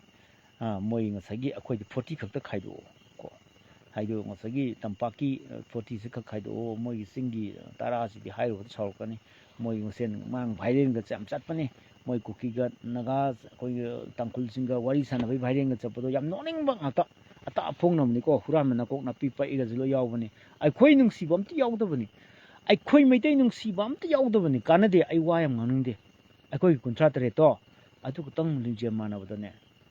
wa loira da bani adubu ai wa si mayek seng asida social media ni na hainingre wa manung dem lerame manung do ne nayen ne ga ngamu yam thoi ba nayen ne manung de ngamu yam tholai ba nayen ne ga yam nokning ba interesting oi ba story mayam lerame ba ko ai tasena close door meeting am tong sinbiyo ai pudang ngange close door meeting da ai wa ngange ai fajan ngange ba ko ai kano da close door meeting da ai ngang ba je kano da ngasi lau to ge kano da loitang khunau da ai wa ngange ai minute ra wa ngange ko aduna kuman chapki diplomacy lobby inclusive oiba wakhal ko khakti wakhal khaktana manipur gumba ethnic sensitive oiba lamdam the idea of manipur lengduna thamba nangani igi ko aigi wakhalni oja solution sida leire hojik ko hojik usiki lan sidi masi common chap nang si amna phadi phajaba adabu applicable oiroidaba pot khar leiba ko lan si tanaba hana pre plan tawgiba kangup yauriba hana tagiba megi ahom da tari se mashi hana tanaba adugo lan si da thokra matungda makhoi da sponsor tawdona makhoi gi mateng sa satain pangba community yauriba mogi di mi mun haira loire haib community maming bathaju pande ko aduna aina pandani se manung mayam khangbiro aduita di sumba kangrup may ani ohum leidi ko asuna moise phanayamna idea of manipur wakhal jo idea of manipur gi wakhalon thamasu thamdrasu makhoi gi mindset ta leiba post mayam job thugai ba sunya yaroi heba makhoi de aiso idea of manipur se masi akhoi ai knowledge leitab nateba ko aina yaroi haise manungda mayam pot mayam si leirambagi ne ko makhoi gi wakhalonda akhoi meitei se muthatla matungda kangla se moi mayam chang yenaba kangla se lamdo yenam loi thabani ai ngasi lauthoke ko kangla se meitei si loina manghal matungda masi lan si de meitei si amaga tinaba yadana ba amaga tawna masi kaino selna to holini ko selna power ga sel gana amaga maiti thengaina bu yadana bu gidam to masu mai hona bu gidam ta mi de lalong yauri bu ko cookie ko am yaura jani koi maiti da chakhaina ri myam se cookie gi spy myam le ri huji maiti da cookie ne pot por opu bu yauri ko cookie ne adu por opu yauri nang adu gi pawdom te lo moi krai lei chalo yang cho gana pau pi bu yauri be spy myam yauri ba akoi maiti su myam yauri ba ko atopa community su myam yauri ba makhoi gi mindset se hongdokti bawde idea of manipur se ai mai pak to mande diplomatic policy mayam lei diplomacy si ai gi aron ba khati ngakpa aduga amusum juwari sanarga yasan nabadu bune ko nungsinana friendly oibu ni diplomacy si kasnate diplomacy dictionary khar chawbada nta yaw da min diplomacy posak se si arube english ne diplomat ha kai se ꯍꯦꯛꯇ ꯑꯣꯏ ꯌꯥꯕ ꯖꯥꯠ ꯅꯠꯇꯦ ꯑꯩꯒꯨꯝꯕ ꯑꯄꯪꯕ ꯑꯃꯅ diplomat ꯇꯧ ꯌꯥꯕꯅ diplomacy ꯇꯧꯕ ꯌꯥꯕ ꯖꯥꯠ ꯅꯠꯇꯦ ꯑꯗꯨꯗꯤ ꯑꯩ ꯌꯦꯛꯅꯕꯁꯤꯗꯤ ꯀꯃꯥꯏꯅ ꯉꯥꯡꯒꯅꯤ ꯑꯗꯨꯗꯤ ꯃꯥꯒꯤ ꯑꯔꯣꯟꯕꯁꯨ ꯈꯖꯤꯛꯇꯁꯨ ꯈꯪꯅꯕ ꯍꯣꯠꯅꯕ ꯑꯗꯨꯒ ꯑꯩꯒꯤ ꯑꯔꯣꯟꯕꯗ ꯈꯤꯇꯪ ꯍꯦꯛ ꯊꯝꯃꯒ ꯑꯗꯨꯗꯤ ꯑꯦꯛꯁꯆꯦꯟꯖ ꯇꯧꯅꯗꯣꯏꯅꯤ ꯋꯥꯈꯜꯂꯣꯟꯁꯦ ꯃꯉꯣꯟꯗ ꯑꯩ ꯁꯤꯕꯨ ꯍꯥꯏꯕ ꯌꯥꯏ ꯑꯩꯅ ꯁꯤꯃ ꯍꯥꯏꯕ ꯌꯥꯗꯦ ꯑꯗꯨ ꯑꯣꯏꯇꯥꯔꯗꯤ ꯐ꯭ꯔꯦꯟꯂꯤ ꯑꯣꯏꯅ ꯇꯤꯟꯅꯔꯒ ꯌꯥꯁꯟꯅꯕ ꯑꯃꯁꯨꯡꯕꯁꯨ ꯌꯥꯅꯕ ꯀꯥꯏꯗꯅꯕ ꯇꯧꯔꯤꯕ ꯄꯣꯠꯁꯛꯇꯣ ꯅꯦꯒꯣꯁꯤꯌꯦꯇꯔ ꯑꯣꯏꯔꯤꯕ ꯑꯗꯨꯒ ꯃꯥꯁꯦ ꯉꯁꯥꯏꯒꯤ ꯃꯅꯨꯡꯒꯤ ꯑꯣꯏꯕ ꯄꯣꯠꯁꯨ ꯈꯪꯇꯣꯛꯅꯕ ꯍꯣꯠꯅꯕ ꯑꯗꯨꯒ ꯈꯔꯁꯨ ꯍꯥꯏꯗꯣꯛꯄ ꯈꯔꯁꯨ ꯍꯥꯏꯗꯣꯛꯇꯕ ꯄꯣꯠ ꯌꯥꯝ ꯐꯖꯅ ꯇꯤꯟꯅꯅꯕ ꯁꯤꯜꯂꯤꯕ ꯄꯣꯠꯇꯨꯕꯨ ꯑꯗꯨ ꯗꯤꯄ꯭ꯂꯣꯃꯦꯠ ꯀꯧꯋꯦꯀꯣ ꯀꯟꯇ꯭ꯔꯤ ꯑꯃꯒꯤꯁꯨ ꯑꯣꯏꯕ ꯌꯥꯏ ꯑꯩꯈꯣꯏ ꯁ꯭ꯇꯦꯠꯀꯤꯁꯨ ꯑꯣꯏꯕ ꯌꯥꯏ ꯗꯤꯄ꯭ꯂꯣꯃꯦꯠ ꯍꯥꯏꯕꯁꯨ ꯑꯗꯨꯝ ꯁꯤꯖꯤꯟꯅꯕ ꯌꯥꯏ ꯑꯗꯨꯕꯨ ꯃꯅꯤꯄꯨꯔꯗ ꯍꯧꯖꯤꯛꯀꯤ ꯍꯥꯏꯔꯤꯕ ꯈꯨꯃꯟ ꯆꯥꯛꯄꯤ ꯋꯥꯐꯝꯁꯤ ꯑꯩ ꯃꯁꯤ ꯐ꯭ꯔꯨꯠꯐꯨꯜ ꯑꯣꯏꯅꯤ ꯊꯥꯖꯗꯦ ꯐ꯭ꯔꯨꯠꯐꯨꯜ ꯑꯣꯏꯕꯗꯤ ꯃꯍꯩ ꯆꯥꯅꯤ ꯊꯥꯖꯗꯦ ꯃꯔꯝꯗꯤ ꯀꯩꯅꯣꯕꯨ ꯑꯩꯈꯣꯏꯒꯤ ꯂꯩꯔꯤꯕ ꯅꯟ ꯃꯩꯇꯩꯁꯤꯡꯁꯤꯗ ꯂꯩꯔꯤꯕ ꯃꯩꯇꯩ ꯅꯠꯇꯕꯗ ꯂꯩꯔꯤꯕꯁꯤꯡꯁꯦ ꯀꯩꯒꯤꯅꯣꯕꯨ ꯑꯩꯈꯣꯏꯅꯁꯨ ꯅꯨꯡꯁꯤꯕꯒꯤ ꯃꯆꯤꯟꯗꯗꯤ ꯂꯣꯏ ꯍꯥꯏꯒꯅꯤ ꯑꯩꯈꯣꯏꯗꯤ ꯑꯗꯨꯅꯤ ꯑꯗꯥꯅꯤ ꯑꯗꯨꯅꯤ ꯑꯗꯥꯅꯤ ꯍꯥꯏꯒꯅꯤ ꯅꯣ ꯃꯆꯤꯟꯗ ꯍꯥꯏꯕ ꯋꯥꯅꯤꯀꯣ ꯃꯥꯒꯤ ꯊꯃꯣꯏꯗꯒꯤ ꯍꯥꯏꯗꯦꯕ ꯑꯩ ꯑꯦꯛꯖꯥꯝꯄꯜ ꯑꯃ ꯍꯥꯏꯒꯦ ꯍꯟꯗꯛ ꯃꯦꯔꯥ ꯍꯧꯆꯣꯡꯕꯗ ꯑꯩ ꯁꯥꯎꯋꯦꯕꯀꯣ ꯃꯦꯔꯥ ꯍꯧꯆꯣꯡꯕꯗ ꯍꯥꯏꯔꯝꯃꯦ ꯑꯩꯈꯣꯏ ꯅꯒꯥꯁꯤꯡꯅ ꯃꯌꯥꯝꯕꯅꯤ ꯃꯩꯇꯩꯅ ꯃꯅꯥꯎꯅꯦ ꯇꯝꯄꯥꯛꯇ ꯂꯩꯈꯤꯕꯅꯦ ꯑꯗꯨꯅ ꯌꯦꯟ ꯈꯣꯡꯕꯩ ꯃꯇꯥꯡ ꯁꯤ ꯌꯦꯔꯨꯝ 2 ꯄꯤꯈꯤꯕꯅꯤ ꯏꯃꯥꯅ ꯑꯗꯨꯗꯣ ꯋꯥꯔꯤꯁꯤ that is called bulls and tale story ꯀꯧꯏ ꯏꯪꯂꯤꯁꯇ ꯃꯀꯣꯛ ꯃꯩ ꯁꯝꯅꯗ bulls and tale story ꯗꯤꯛꯁꯅꯥꯔꯤꯗ ꯐꯥꯎꯑꯣ ꯒꯨꯒꯜꯗ ꯍꯪꯉꯣ bull and tale storyꯗꯨ ꯀꯔꯤ ꯍꯥꯏꯒꯦꯅ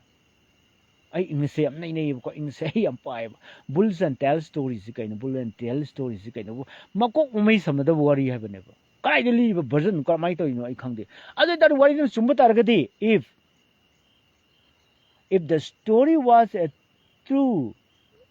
if the story was a true kano haitare version if the story was a true version achumba mo iram taragadi moina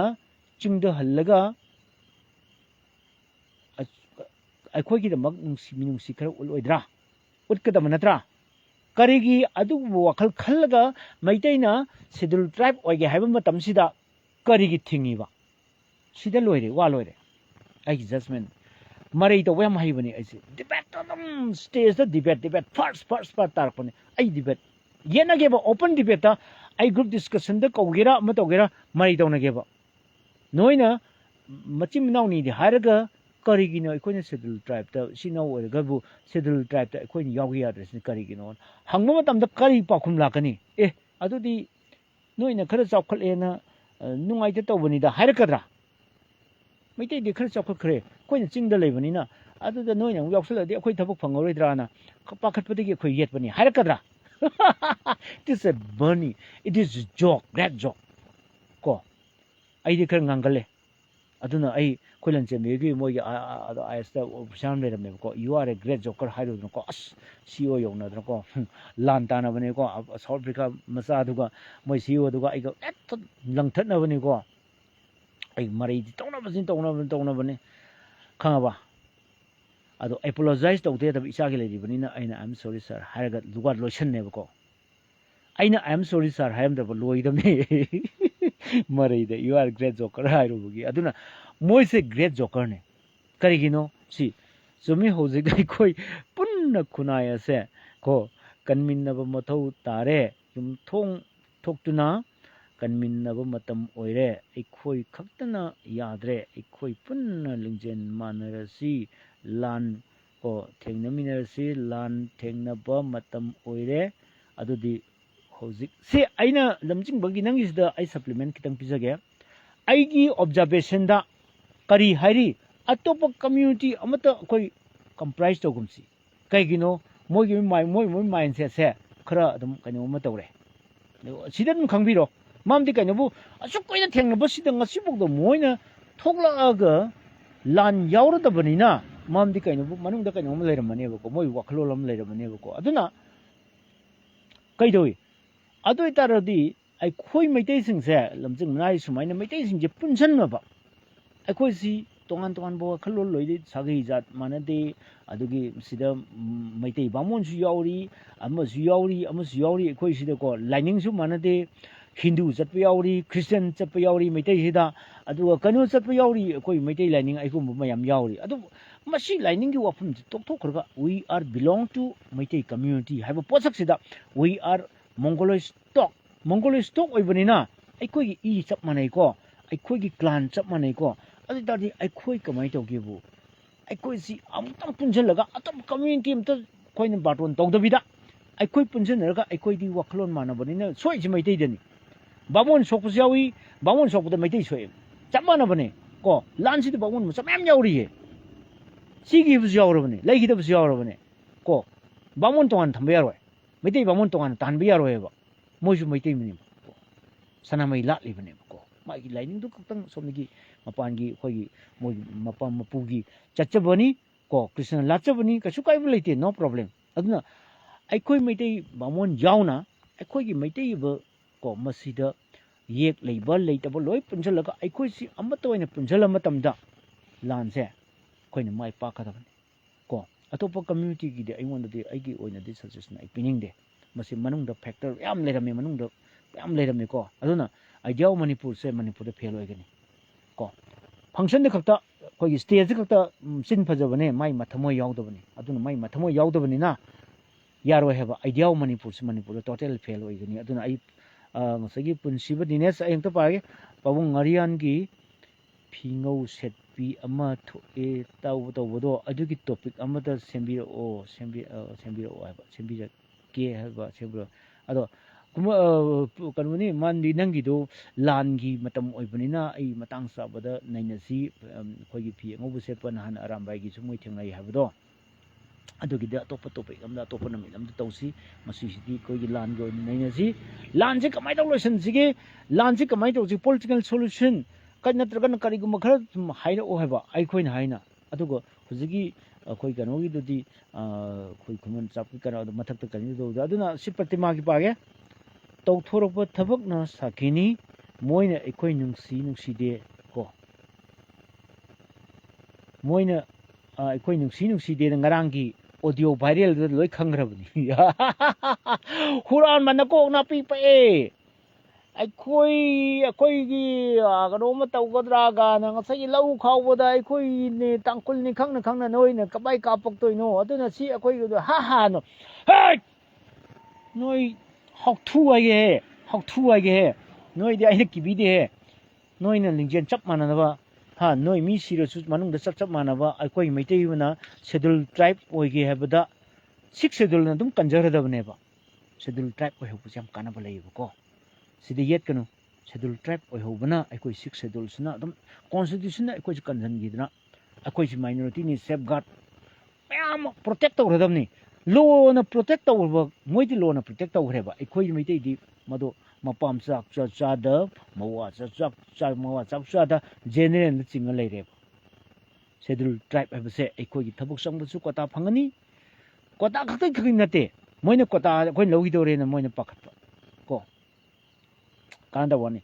ꯀꯣ ꯍꯧꯊꯤꯕꯣꯡꯁꯤꯡꯒꯤ ꯋꯥꯔꯤ ꯑꯩ ꯁꯨꯡꯇꯥ ꯇꯥꯅꯤꯡꯗꯦ ꯃꯣꯏꯅ ꯁ꯭ꯇꯦꯖꯇ ꯈꯛꯇ ꯄ꯭ꯂꯦꯠꯐꯣꯝꯗ ꯈꯛꯇ ꯉꯥꯡꯕ ꯑꯩ ꯗꯤꯕꯦꯠ ꯇꯧꯅꯒꯦꯕ ꯐꯨꯗꯠꯅꯒꯦꯕ ꯀꯣ ꯗꯔꯀꯥꯔ ꯂꯩꯇꯦꯕ ꯃꯩꯇꯩꯒꯤ ꯑꯁꯨꯛ ꯂꯨꯔꯕ ꯃꯤꯒꯤ ꯃꯤꯁꯤ ꯃꯤꯅꯥ ꯌꯥꯎꯕ ꯃꯇꯝꯁꯤꯗ ꯃꯣꯏꯅ ꯑꯗꯨꯒꯨꯝꯕ ꯑꯣꯗꯤꯑꯣꯕꯨ ꯊꯥꯗꯣꯛꯄ ꯍꯧꯅꯕ꯭ꯔꯥ ꯌꯥꯝ ꯇꯨꯀꯠꯆꯕ ꯁꯤ ꯅꯠꯇꯕ ꯌꯥꯝ ꯂꯩꯔꯤ ꯋꯥꯔꯤ ꯌꯥꯝ ꯂꯩꯔꯤ ꯀꯩꯒꯤ ꯅꯍꯥꯟ ꯃꯣꯏꯅ ꯃꯤꯒꯤ ꯄꯨꯂꯤꯁꯅ ꯐꯥꯔꯕꯗꯨꯕꯨ ꯃꯩꯇꯩꯁꯤꯡꯁꯦ ꯑꯥꯗ ꯂꯥꯛꯑꯒ ꯁꯦꯅꯥꯄꯇꯤꯗ ꯂꯥꯜꯂꯦ ꯍꯥꯏꯖꯗ꯭ꯔꯤꯐꯥꯎ ꯕꯟ ꯍꯟꯗꯣꯛꯑꯣꯏ ꯍꯧꯖꯤꯛꯐꯥꯎ ꯍꯟꯗꯣꯛꯇ꯭ꯔꯤ ꯁꯤꯕꯨ ꯃꯣꯏ ꯑꯩꯈꯣই ꯃꯩꯇꯩ ꯅꯨꯡꯁꯤꯕ꯭ꯔꯣ ꯀꯥꯟꯗꯕ ꯋꯥꯅꯤ ꯁ꯭ꯇꯦꯖꯇ ꯃꯤ ꯈꯔ ꯂꯩꯔꯤꯌꯦ ꯁ꯭ꯇꯦꯖꯇ ꯂꯦꯡꯒꯣꯟꯅꯔꯒ ꯃꯌꯨꯝ ꯍꯟꯈ꯭ꯔꯒ ꯌꯦꯛꯅꯕ ꯑꯣꯏꯅ ꯈꯟꯕ ꯑꯗꯨꯒꯨꯝꯕ ꯄꯣꯠꯇꯣ ꯇꯧꯒꯅꯨ ꯃꯁꯤꯅꯤ ꯌꯥꯝꯅ ꯐꯠꯇ꯭ꯔꯤꯁꯦ ꯃꯥꯏ ꯃꯊꯃꯣꯏꯗꯣ ꯄꯤꯌꯣꯔ ꯍꯥꯔꯠ ꯍꯥꯟꯅ ꯕꯤ ꯑꯣꯅꯦꯁ ꯍꯥꯏꯕꯅꯤ ꯑꯩ ꯑꯃ ꯂꯩ ꯑꯩꯒ ꯇꯤꯟꯅꯒꯦꯅ ꯈꯜꯂꯒꯗꯤ ꯑꯩ ꯅꯣꯛꯀꯅꯤꯀꯣ ꯈꯪꯉꯦ ꯑꯩꯅ ꯇꯥꯇꯣ ꯅꯪ ꯍꯥꯏꯗꯣ ꯈꯪꯉꯦ ꯅꯕꯨꯛꯆꯦꯟ ꯁꯦꯡꯉꯨ ꯍꯥꯏꯕꯅꯦ ꯑꯩꯅ ꯑꯩꯈꯣꯏ ꯁꯨꯔ ꯈꯨꯃꯟ ꯑꯩꯒ ꯇꯤꯟꯅꯔꯤꯁꯦ ꯑꯩꯅ ꯃꯥꯁꯦ ꯀꯅꯥꯅꯣ ꯈꯪꯉꯦꯕ ꯃꯥꯅ ꯑꯩ ꯃꯥꯁꯤ ꯃꯊꯧꯅꯥ ꯂꯩꯕꯅꯤ ꯀꯧꯇꯨꯛꯇꯣ ꯚꯥꯏꯔꯦꯜ ꯆꯠꯂꯤꯗꯨꯅꯤꯅꯦ ꯑꯩꯒꯤ ꯁꯨꯔ ꯈꯨꯃꯟꯅꯤꯅꯦ ꯑꯗꯣ ꯑꯩ ꯃꯥꯅ ꯉꯁꯥꯏ ꯑꯩꯅ ꯊꯥꯈꯤꯕꯅꯦꯕ ꯊꯕꯛꯇꯣ ꯑꯩꯅ ꯃꯤꯁꯟꯁꯨ ꯑꯩꯅ ꯊꯥꯈꯤꯕꯅꯦꯕꯀꯣ ꯑꯗꯣ ꯃꯥꯅ ꯀꯦꯃꯦꯔꯥ ꯑꯦꯡꯒꯜꯗꯨ ꯍꯩꯇꯕꯅꯤꯅ ꯉꯁꯥꯏ ꯖꯔꯅꯦꯂꯤꯁ ꯅꯠꯇꯕꯅꯤꯅ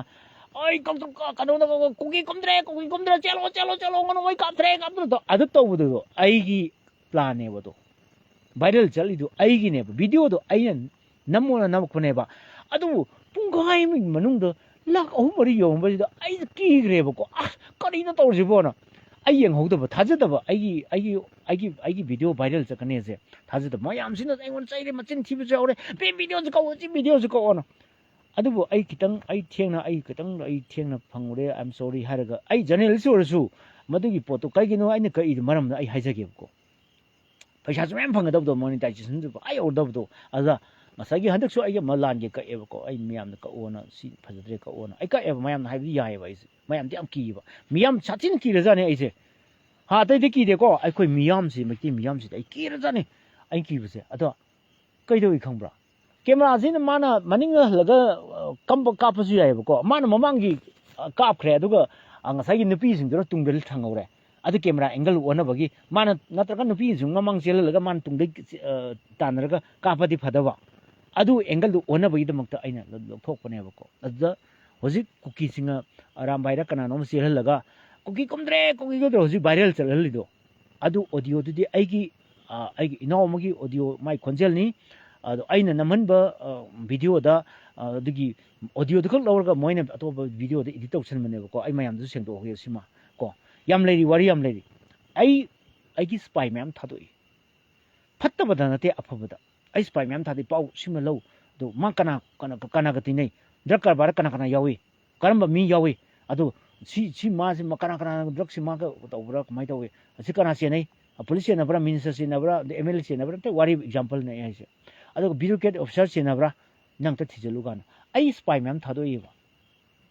aduna ne amdi aigi sinpam jinani investigative journalist oi ba se ai tandana phangba ya banate mayam thadoi ni ko masidai phangba pot mayam leiri ko aduna moi kana puli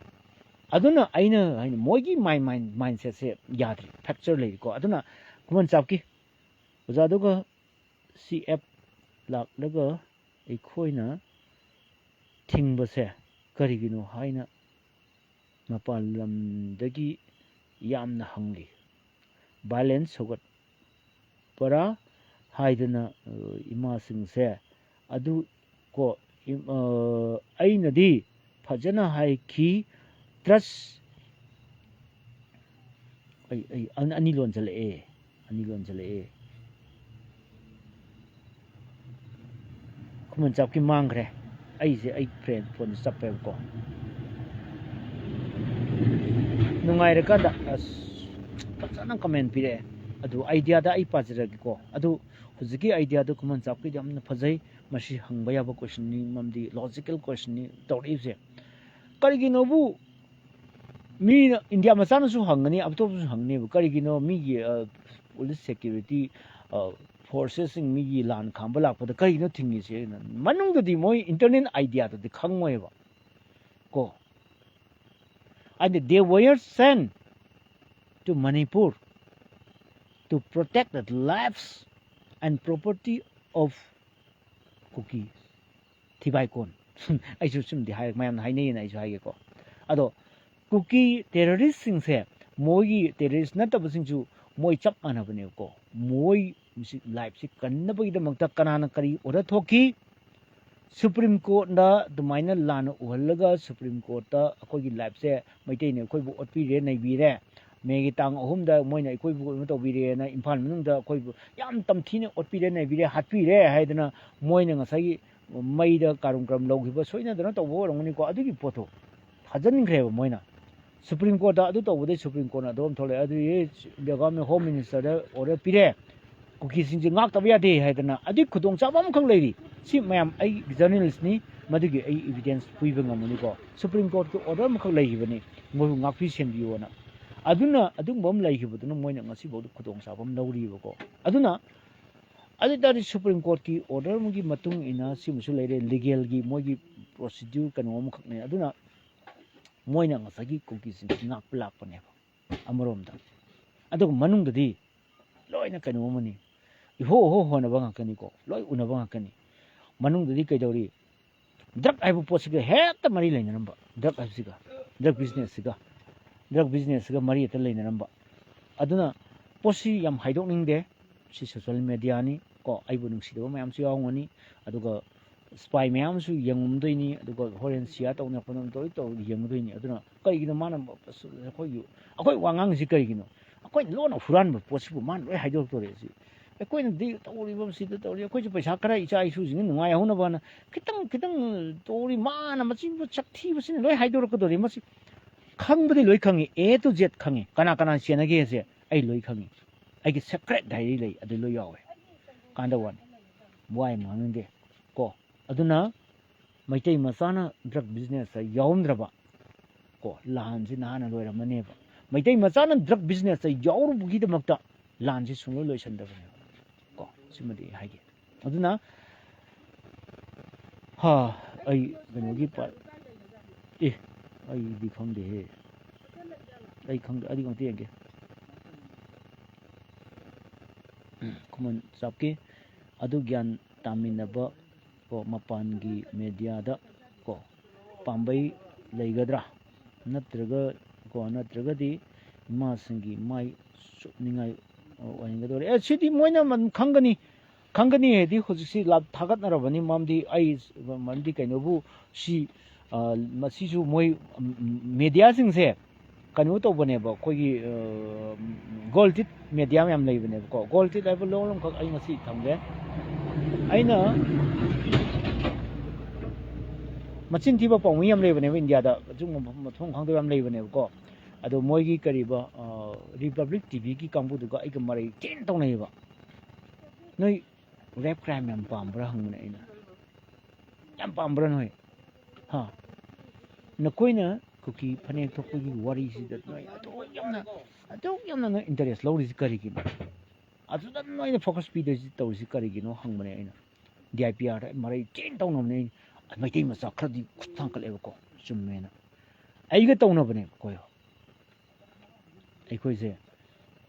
ꯐꯖꯅ ꯎꯠꯄꯤ ꯅꯩꯕꯤꯔꯕꯅꯤ ꯅꯪ ꯆꯨꯔꯆꯥꯟꯄꯨꯔꯗ ꯃꯩꯇꯩ ꯅꯨꯄꯤ ꯀꯌꯥ ꯁꯤꯗ video ꯂꯩꯇꯦ ꯍꯥꯏꯗꯅ ꯅꯪ ꯔꯦꯞ ꯇꯧꯔꯝꯃꯣꯏ ꯍꯥꯏꯅ ꯍꯥꯏꯕ ꯉꯝꯕ꯭ꯔꯥ ꯃꯥꯁ ꯔꯦꯞꯅꯤ ꯇꯧꯔꯤꯁꯦ ꯅꯨꯄꯤ 200-300ꯅꯤ ꯃꯣꯏꯅ ꯑꯍꯤꯡ ꯑꯗꯨ ꯂꯣꯏꯁꯤꯜꯂꯤꯗꯣ ꯑꯗꯨ ꯁꯤ ꯚꯤꯗꯤꯑꯣ ꯂꯩꯇꯦꯅ ꯇꯧꯔꯤꯁꯦ ꯁꯤꯗꯤ ꯃꯣꯏ ꯐꯅꯦꯛ ꯄꯤꯈꯤꯕꯅꯤꯅꯦ ꯂꯪꯁꯤꯟꯈꯤꯕꯅꯤꯅꯦ ꯃꯣꯏꯒꯤ ꯁꯦꯠꯅꯕ ꯆꯥꯅꯕ ꯂꯣꯏ ꯄꯤꯔꯒ ꯅꯨꯡꯁꯤꯅ ꯊꯥꯗꯣꯛꯈꯤꯕꯅꯤꯅꯦ ꯑꯗꯨꯒꯤ ꯄꯣꯠꯇꯣ ꯅꯣꯏꯅ ꯏꯗ꯭ꯔꯦꯅꯦ ꯉꯥꯎꯁꯟꯅꯕ ꯑꯉꯥꯡ ꯈꯔꯅ ꯑꯗꯨ ꯁꯥꯎꯅꯤꯡꯕꯗꯒꯤ ꯃꯣꯏꯒꯤ ꯔꯦꯚꯦꯟꯁ ꯇꯧꯕ ꯑꯣꯏꯅ ꯗꯥꯏꯂꯣꯛꯇꯁꯨ ꯌꯥꯎꯕꯅꯤ ꯅꯪ ꯑꯩ ꯇ꯭ꯔꯥꯟꯁꯂꯦꯁꯟ ꯄꯤꯒꯦ ꯅꯣꯏꯅ ꯇꯧꯕꯗꯤ ꯌꯥꯕ꯭ꯔꯥ ꯍꯥꯏꯕ ꯄꯣꯠ ꯑꯃ ꯌꯥꯎꯕꯅꯤ ꯑꯗꯨꯁꯨ ꯈꯪꯗꯦ ꯅꯪꯅ ꯇ꯭ꯔꯥꯟꯁꯂꯦꯁꯟꯁꯦ ꯅꯪ ꯈꯪꯒꯗꯕꯅꯤ ꯑꯗꯨ ꯅꯪ ꯇ꯭ꯔꯥꯟꯁꯂꯦꯁꯟ ꯃꯩꯇꯩꯂꯣꯟ ꯏꯪꯂꯤꯁ ꯇ꯭ꯔꯥꯟꯁꯂꯦꯁꯟ ꯈꯪꯒ ꯅꯪ ꯑꯗꯨꯃꯥꯏꯅ ꯇꯧꯗꯅ ꯑꯩ ꯌꯥꯝ ꯊꯤꯅ ꯌꯦꯠꯈꯤꯕ ꯅꯨꯄꯥꯗꯣ ꯑꯩꯅꯦꯕ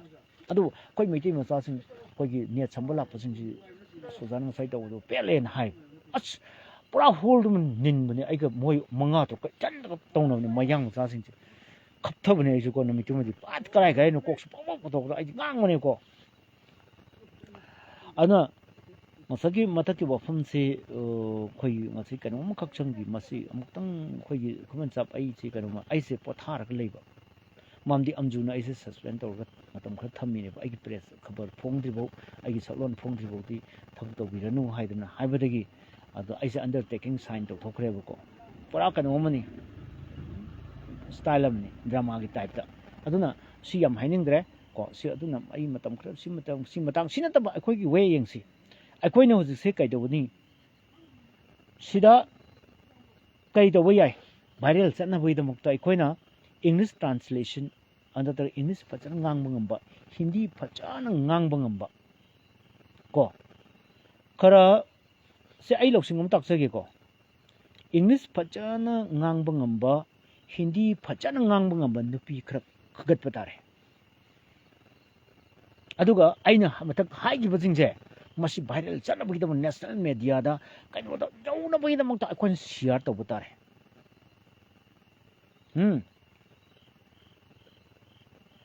Are you coming here to protect the lives of the terrorists? ꯑꯗꯨ ꯁꯨꯝ ꯃꯌꯥꯝ ꯍꯪꯕ ꯌꯥꯔꯦ ꯏꯪꯂꯤꯁꯇ ꯍꯪꯒꯦꯔꯥ ꯑꯗꯨꯗꯤ ꯍꯤꯟꯗꯤꯗ ꯍꯪꯒꯦꯔꯥ ꯀꯩ ꯍꯥꯏꯕ ꯅꯣꯏꯁꯤ ꯐꯖꯅ ꯅꯣꯏ ꯑꯩꯈꯣꯏꯕꯨ ꯉꯥꯛꯄ ꯁꯦꯟꯕ ꯂꯥꯛꯄ ꯅꯠꯇꯦ ꯀꯣ ꯂꯥꯟ ꯈꯥꯝꯕ ꯂꯥꯛꯄ ꯅꯠꯇꯦ we are not coming here to stop the ongoing war. You are favoring the terrorists. We know ꯒꯥꯅ ꯁꯨꯃꯥꯏꯅ ꯂꯥꯎꯕꯗ ꯈꯣꯡꯅ ꯈꯠ ꯇꯧꯕꯗ ꯉꯁꯥꯏꯒꯤ ꯄꯣꯠꯁꯤꯡꯁꯦ that is why we stop you to proceed dear ꯒꯥꯅ ꯁꯨꯃꯥꯏꯅ ꯉꯁꯥꯏꯒꯤ ꯑꯩꯈꯣꯏꯅ ꯃꯗꯨ ꯊꯤꯡꯉꯤꯁꯦ ꯅꯣꯏ ꯆꯪꯍꯟꯗ꯭ꯔꯤꯁꯦ ꯑꯗꯨꯒꯤꯗꯃꯛꯇꯅꯤ ꯅꯣꯏ ꯑꯗꯨꯃꯥꯏꯅ ꯉꯁꯥꯏꯒꯤ ꯄꯣꯠꯇꯣ ꯈꯨꯗꯛꯇ ꯉꯥꯡꯅꯔꯒ ꯄꯣꯠꯁꯤꯅ ꯚꯥꯏꯔꯦꯜ ꯈꯔ ꯆꯠꯍꯟꯕ ꯃꯊꯧ ꯇꯥꯏ ꯃꯗꯨꯗꯤ ꯊꯨꯅ ꯌꯥꯎꯅꯤ ꯇꯧꯅ ꯌꯥꯎꯅꯤ ꯄꯥꯞ ꯄꯥꯏꯒꯅꯤ ꯑꯗꯨꯅ ꯑꯩꯈꯣꯏꯒꯤ ꯃꯔꯛꯇ ꯅꯨꯄꯤ ꯃꯩꯔꯥ ꯄꯥꯏꯕꯤꯁꯤꯡꯁꯤ ꯏꯪꯂꯤꯁ ꯐꯖꯅ ꯉꯥꯡꯕ ꯉꯝꯕ ꯐꯦꯔꯦꯡ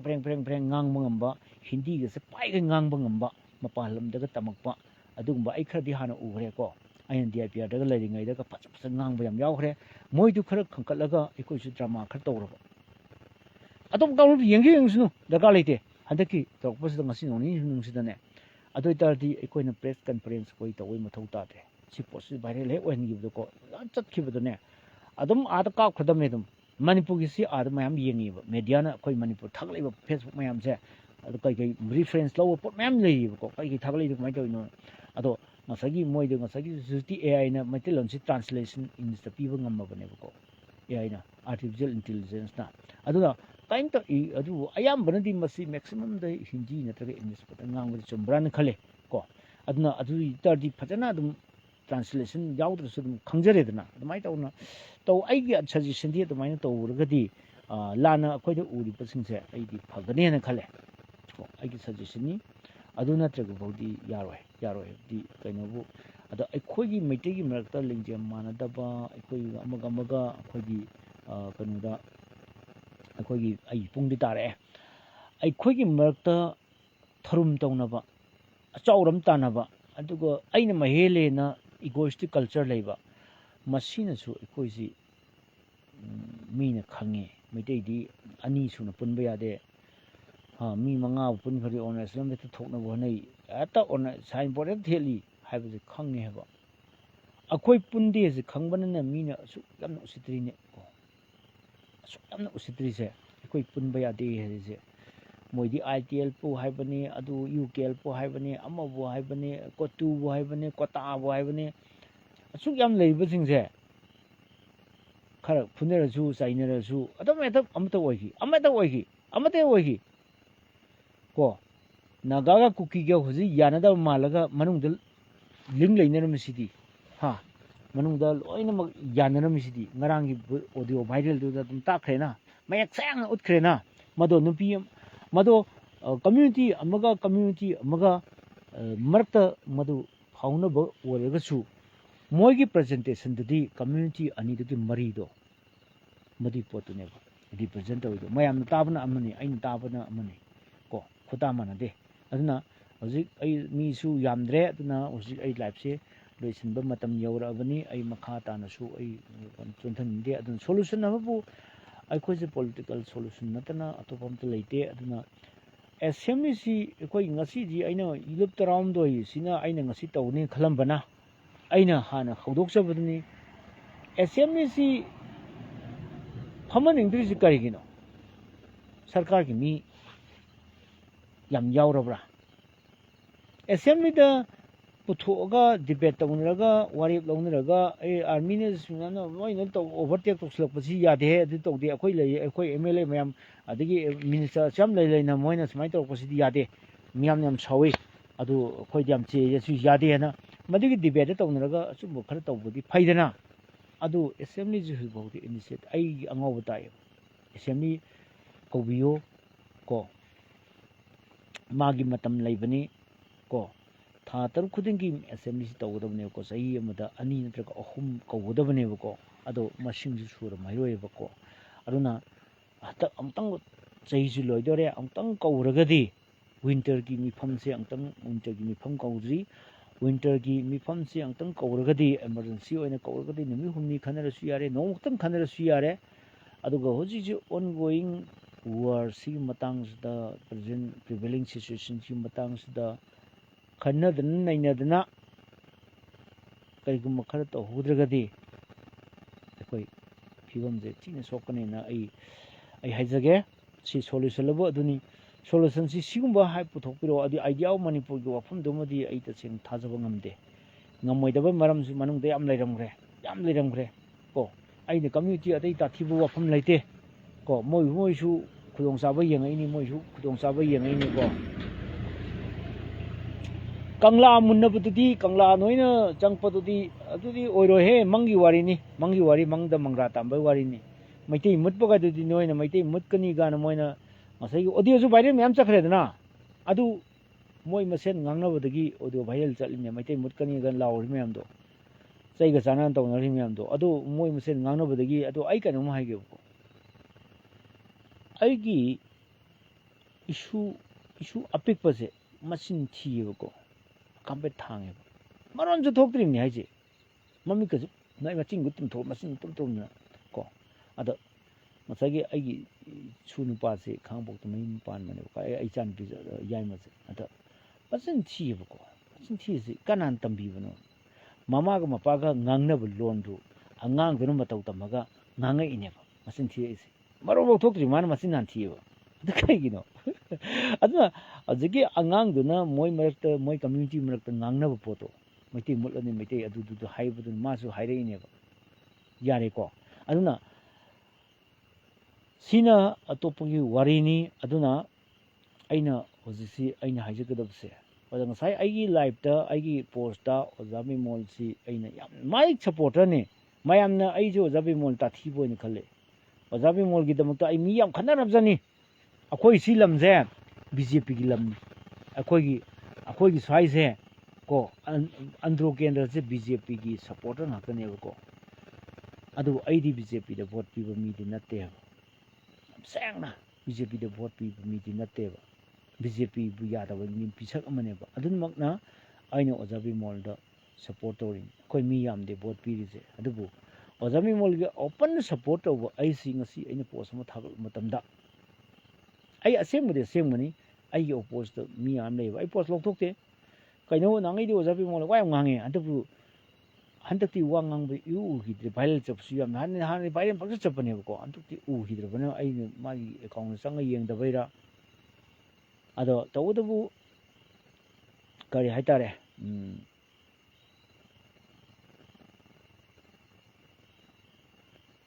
ꯄꯥꯔꯂꯤꯌꯥꯃꯦꯟꯇꯔꯤ ꯁ꯭ꯇꯦꯟꯗꯤꯡ ꯀꯃꯤꯇꯤ ꯍꯥꯏꯕ꯭ꯔꯥ ꯀꯩꯅꯣ ꯑꯩ ꯀꯥꯎꯔꯦꯀꯣ ꯆꯞ ꯆꯥꯅ ꯁꯕꯖꯦꯛ ꯇꯨ ꯀꯔꯦꯛꯁꯟ ꯑꯗꯨꯒꯤ ꯃꯥꯁꯦ ꯌꯨꯠ ꯑꯦꯟ ꯑꯩꯈꯣꯏꯒꯤ ꯀꯔꯤ ꯍꯥꯏꯕ ꯌꯨꯠ ꯑꯦꯐꯤꯌꯔꯁ ꯑꯦꯟ ꯁ꯭ꯄꯣꯔꯠꯁꯀꯤ ꯀꯩꯅꯣꯁꯦ ꯄꯣꯔꯠꯐꯣꯂꯤꯌꯣꯁꯦ ꯃꯉꯣꯟꯗ ꯄꯥꯏꯍꯟꯕꯅꯦꯕ ꯑꯗꯨꯅ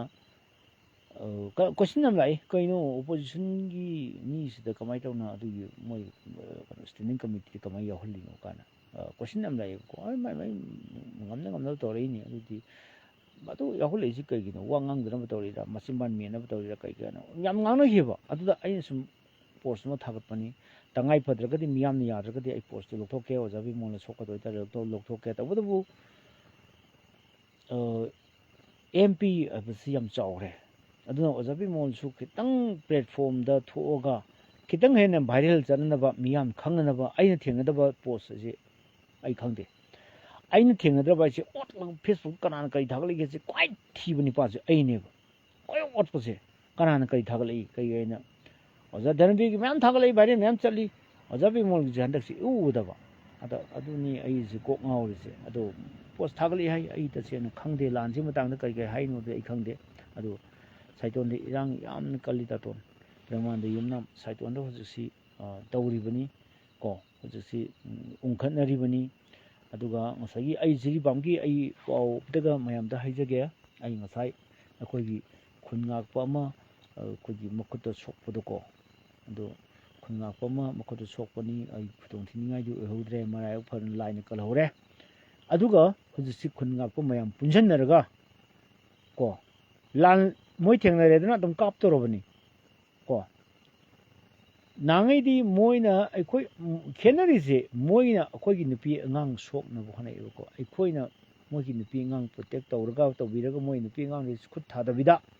ꯆꯨꯝꯅꯒꯤ ꯅꯣꯡꯃꯩ ꯄꯥꯏꯕꯗꯣ ꯑꯗꯨ ꯈꯛꯇꯪ ꯂꯝꯕꯥ ꯇꯧꯅꯕꯅꯦꯕ ꯄ꯭ꯔꯤꯟꯁꯤꯄꯜ ꯑꯅꯤꯁꯤ ꯌꯥꯝ ꯈꯦꯠꯅꯗ꯭ꯔꯥ ꯑꯗꯨ ꯑꯣꯏꯇꯥꯔꯗꯤ ꯍꯧꯖꯤꯛꯁꯤ ꯃꯈꯣꯏ ꯀꯔꯣꯝꯗ ꯆꯠꯂꯝꯕ ꯌꯥꯏ ꯍꯥꯏꯕꯅꯆꯤꯡꯕꯁꯤ ꯀꯟꯅ ꯊꯤꯔꯤꯕꯀꯣ ꯍꯥꯠꯂꯝꯃꯗ꯭ꯔꯥ ꯃꯣꯏꯁꯤ ꯍꯤꯡꯅ ꯂꯩꯔꯤꯕ꯭ꯔꯥ ꯁꯤꯅ ꯂꯩꯈ꯭ꯔꯕ ꯀꯩꯅꯣ ꯇꯧꯈ꯭ꯔꯕ꯭ꯔꯥ ꯍꯥꯏꯕꯅꯆꯤꯡꯕꯁꯤ ꯉꯁꯥꯏꯒꯤ ꯑꯣꯗꯤꯑꯣ ꯚꯥꯏꯔꯦꯜ ꯑꯃ ꯆꯠꯄꯗꯣ ꯃꯣꯏ ꯀꯩꯅꯣꯗꯨ ꯑꯗꯨꯗꯤ ꯆꯨꯝꯃꯕ꯭ꯔꯥ ꯍꯥꯠꯂꯒ ꯐꯨꯝꯖꯤꯟꯈ꯭ꯔꯕ꯭ꯔꯥ ꯃꯩ ꯊꯥꯔ ꯐꯨꯝꯖꯤꯟꯈ꯭ꯔꯕ꯭ꯔꯥ ꯍꯥꯏꯕꯅꯆꯤꯡꯕꯁꯦ ꯃꯁꯤ ꯑꯩꯗꯤ ꯑꯩꯈꯣꯏꯒꯤ ꯀꯩꯅꯣꯗ ꯅꯤꯡꯁꯤꯡꯉꯛꯑꯦ ꯀꯔꯤ ꯃꯤꯟꯊꯣꯏ ꯉꯝꯕꯤꯒ ꯍꯦꯝꯕꯖꯤꯠ ꯍꯥꯏꯕ ꯀꯩꯅꯣ ꯑꯉꯥꯡ ꯑꯅꯤꯗꯨꯒꯤ ꯇꯧꯕ ꯃꯑꯣꯡꯗꯣ ꯑꯗꯨ ꯅꯤꯡꯁꯤꯡꯉꯛꯑꯦ ꯌꯥꯝꯅ ꯑꯉꯥꯡꯗꯨ ꯑꯐ꯭ꯔꯤꯀꯥꯒꯤ ꯀꯩꯅꯣꯗ ꯁꯣꯃꯥꯂꯤꯌꯥꯗ ꯂꯩꯕ ꯃꯣꯏꯒꯤ ꯂꯥꯟꯗ ꯃꯣꯏꯒꯤ ꯇꯦꯔꯣꯔꯤꯁꯁꯤꯡꯅ ꯇꯧꯕ ꯐꯥꯔꯒ ꯄꯨꯈꯤꯕ ꯑꯗꯨꯒꯤ ꯄꯤꯛꯆꯔ ꯃꯌꯥꯝ ꯃꯥꯜꯂꯗꯅꯀꯣ ꯐꯤꯕꯝꯗꯨꯃ ꯐꯤꯕꯝ ꯑꯃꯅꯦꯕꯀꯣ ꯃꯣꯏ ꯂꯩꯔꯤꯕ ꯃꯥꯏꯟꯁꯦꯠꯇ ꯂꯩꯔꯤꯕ ꯑꯀꯤꯕꯒꯤ ꯑꯣꯔꯔꯒꯤ ꯄꯦꯅꯤꯛ ꯑꯣꯏꯕꯒꯤ ꯃꯤꯄꯥꯏ ꯊꯋꯥꯏꯕꯒꯤ ꯅꯨꯄꯤ ꯑꯉꯥꯡ ꯍꯥꯏꯔꯦꯗꯅ ꯃꯣꯏꯅ ꯀꯌꯥꯝ ꯀꯤ ꯑꯗꯨꯕꯨ ꯃꯣꯏꯅ ꯂꯦꯝꯅ ꯊꯥꯔꯝꯅꯤ ꯑꯩ ꯊꯥꯖꯗꯦ ꯃꯧ ꯅꯍꯥ ꯌꯥꯎꯔꯤ ꯀꯣ ꯑꯗꯨ ꯃꯣꯏꯅ ꯉꯁꯥꯏꯒꯤ ꯃꯣꯏꯅ ꯂꯥꯛꯅꯕ ꯌꯥꯕ ꯂꯥꯛꯅꯔꯀꯥꯟꯗ ꯃꯣꯏ ꯁꯔꯥꯛ ꯇꯝꯃꯀꯥꯟꯗ ꯍꯥꯠꯂꯝꯕꯁꯨ ꯌꯥꯏ ꯃꯣꯏ ꯃꯤꯅꯨꯡꯁꯤ ꯌꯥꯎꯗꯕꯅꯤ ꯂꯥꯏꯅ ꯁꯨꯡꯌꯥꯁꯨ ꯌꯥꯔꯣꯏ ꯀꯣ ꯀꯣꯟꯅ ꯆꯪꯄ ꯃꯣꯏꯅ ꯍꯥꯟꯅ ꯂꯩꯖꯔꯝꯕ ꯑꯩꯈꯣꯏꯗꯒ ꯑꯣꯟꯁꯤꯜꯂꯒ ꯂꯧ ꯃꯄꯨ ꯌꯣꯡꯅ ꯇꯥꯜꯂꯤꯒꯥꯅ ꯑꯗꯨꯒꯤ ꯇꯥꯏꯞꯇꯒ ꯇꯧꯔꯛꯄꯗꯨꯗꯤ ꯑꯩ ꯄꯦꯟꯗꯦ ꯀꯣ ꯑꯩꯒꯤ ꯂꯥꯏꯐꯁꯤꯁꯨ ꯃꯤꯗꯨ ꯌꯥꯝꯗ꯭ꯔꯦ ꯂꯣꯏꯁꯤꯟꯅꯕ ꯇꯧꯔꯒꯦ ꯄꯥꯎ ꯂꯩꯔꯒꯗꯤ ꯑꯩꯁꯨ ꯀꯩꯅꯣ ꯇꯧꯒꯦ ꯑꯗꯨꯅ ꯉꯁꯥꯏꯒꯤ ꯁꯣꯂꯨꯁꯟꯗꯨ ꯌꯥꯝ ꯏꯔꯛꯇ꯭ꯔꯦ ꯉꯁꯥꯏꯒꯤ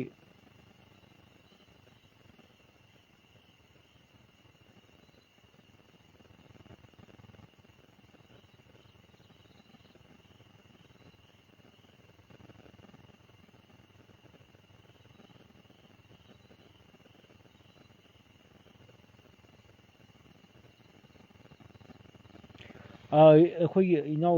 ꯂꯝꯖꯤꯡꯕꯒꯤ ꯑꯇꯩ ꯀꯝꯃ꯭ꯌꯨꯅꯤꯇꯤ ꯀꯣꯟꯁꯤꯟꯗꯕꯤꯗ ꯑꯩꯈꯣꯏ ꯃꯩꯇꯩ ꯈꯛꯇ ꯁꯨꯝ ꯑꯩꯈꯣꯏ ꯃꯩꯇꯩ ꯈꯛꯇ ꯑꯩꯈꯣꯏ ꯍꯥꯟꯅ ꯄꯨꯟꯁꯤꯟꯅꯁꯤ ꯍꯥꯏꯕꯅꯤ ꯌꯥꯝꯅ ꯐꯖꯈ꯭ꯔꯦ ꯂꯤꯡꯖꯦꯜꯁꯤ ꯃꯥꯟꯅꯕ ꯌꯥꯗꯕꯁꯤꯗ ꯑꯩꯈꯣꯏꯅ ꯈꯤꯇꯪ ꯄ꯭ꯔꯣꯕ꯭ꯂꯦꯝ ꯂꯩꯕ ꯋꯥꯅꯤꯀꯣ ꯑꯗꯨꯕꯨ ꯁꯨꯝ ꯁꯣꯛꯂꯛꯑꯗꯤ ꯑꯆꯤ ꯑꯅꯥ ꯁꯨꯝ ꯌꯥꯎꯔꯒꯗꯤ ꯑꯩꯈꯣꯏ ꯂꯤꯡꯖꯦꯜ ꯃꯥꯟꯅꯔꯛꯀꯅꯤꯅ ꯈꯜꯂꯦ ꯑꯩ ꯋꯥꯈꯜꯂꯣꯟꯗꯗꯤꯀꯣ ꯍꯧꯖꯤꯛ ꯉꯁꯥꯏ ꯃꯤꯁꯤ ꯈꯔ ꯋꯥꯕ ꯌꯧꯗꯕꯒꯤꯅꯤ ꯋꯥꯕ ꯌꯧꯔꯀꯥꯟꯗ ꯅꯪꯒꯟ ꯄꯥꯏꯔꯀꯥꯟꯗ ꯃꯤꯁꯤ ꯋꯥꯈꯜ ꯇꯥꯔꯛꯀꯅꯦꯕꯀꯣ ꯑꯩꯈꯣꯏ ꯉꯁꯤ ꯁꯤꯡꯉꯛꯏꯁꯦ ꯑꯩꯁꯨ ꯁꯦꯜ ꯊꯨꯝꯅ ꯑꯋꯥꯕ ꯄ꯭ꯔꯦꯁꯔ ꯃꯌꯥꯝ ꯑꯃ ꯂꯩꯕ ꯑꯗꯨꯒꯨꯝꯕ ꯃꯌꯥꯝ ꯑꯃ ꯂꯩꯕꯗꯒꯤꯅꯦꯀꯣ ꯑꯩꯒꯤ ꯈꯨꯗꯣꯡꯊꯤꯕ ꯃꯌꯥꯝ ꯑꯃ ꯅꯪꯈꯤꯕꯗꯒꯤ ꯉꯁꯤ ꯑꯩꯅ ꯈꯤꯇꯪ ꯁꯤꯡꯉꯛꯏꯅꯦꯕꯀꯣ ꯑꯩ ꯌꯥꯝ ꯄꯪꯕ ꯑꯩ ꯄꯪꯕ ꯍꯧꯖꯤꯛꯁꯨ ꯑꯩ ꯄꯪꯉꯤꯅ ꯑꯇꯇꯥꯏ ꯑꯣꯏꯅ ꯑꯩ ꯇꯥꯔꯤꯁꯤ ꯉꯥꯡꯉꯤꯁꯤꯅꯤꯀꯣ ꯀꯅꯥꯁꯨ ꯀꯤꯗꯕꯤꯗ ꯑꯩ ꯗꯣꯡ ꯗꯣꯡ ꯉꯥꯡꯊꯣꯛꯏꯁꯤꯅꯤ ꯀꯅꯥ ꯀꯤꯗꯣꯏꯅꯣ ꯂꯣꯏꯅ ꯂꯣꯠꯁꯤꯜꯂꯅ ꯑꯈꯪꯕ ꯃꯌꯥꯝꯁꯤꯅ ꯀꯥꯡꯒ ꯆꯪ ꯂꯩꯅꯔꯦ ꯑꯩꯈꯣꯏꯗꯤ ꯁꯣꯛꯇ꯭ꯔꯕ ꯑꯩꯗꯤ ꯁꯣꯛꯇ꯭ꯔ ꯂꯣꯏꯔꯦ ꯑꯩ ꯁꯣꯛꯇ꯭ꯔ ꯀꯥꯟꯗ everybody's business is nobody business ꯍꯥꯏꯌꯦꯕꯀꯣ ꯏꯪꯂꯤꯁꯇ everybody's business is nobody business nobody's business ꯍꯥꯏꯕꯁꯤ ꯀꯔꯤ ꯍꯥꯏꯅꯣꯕꯕꯨ ꯑꯁ ꯀꯔꯤꯅꯣ ꯂꯥꯟ ꯑꯩꯈꯣꯏ ꯀꯥꯡꯕꯨ ꯌꯥꯎꯕꯁꯨ ꯅꯠꯇꯕ ꯑꯩꯈꯣꯏ ꯁꯤꯕ ꯅꯥꯕ ꯌꯥꯎꯗꯕ ꯀꯩꯗꯧꯕꯒꯤ ꯑꯩꯈꯣꯏꯅ ꯇꯧꯗꯣꯏꯅꯣ ꯑꯩꯈꯣꯏ ꯈꯔ ꯁꯤꯒꯗꯕ ꯂꯣꯏ ꯁꯤꯒꯗꯕ ꯂꯩꯔꯤꯁꯤꯕꯨ ꯀꯩꯗꯧꯕ ꯑꯩꯈꯣꯏꯅ ꯌꯥꯎꯗꯣꯏꯅꯣ ꯗꯔꯀꯥꯔ ꯂꯩꯇꯦ ꯑꯩꯒꯤ ꯗ꯭ꯌꯨꯇꯤ ꯆꯠꯂ ꯂꯣꯏꯔꯦ ꯀꯥꯏꯅ ꯈꯟꯕꯗꯣ ꯑꯩꯈꯣꯏ ꯀꯧꯇꯨꯛꯇ ꯁꯤꯖꯅꯨ ꯀꯧꯇꯨꯛꯇ ꯁꯤꯖꯕꯨ ꯁꯦꯔꯝ ꯆꯤꯟꯖꯥꯡ ꯀꯩꯅꯣꯗ ꯑꯩꯈꯣꯏꯒꯤ ꯇꯧꯕꯗꯕꯨ ꯀꯗꯥꯡ ꯄꯟꯗ ꯃꯤꯒꯤ ꯀꯩꯅꯣ ꯇꯧ ꯃꯩ ꯊꯥꯖꯕꯨ ꯑꯩꯈꯣꯏ ꯌꯨꯝ ꯁꯣꯛꯇ꯭ꯔ ꯂꯣꯏꯔꯦ ꯀꯥꯏꯅ ꯈꯣꯡꯒꯥꯏ ꯅꯤꯛꯇꯅ ꯆꯥꯛ ꯆꯥ ꯂꯩꯕꯗꯣ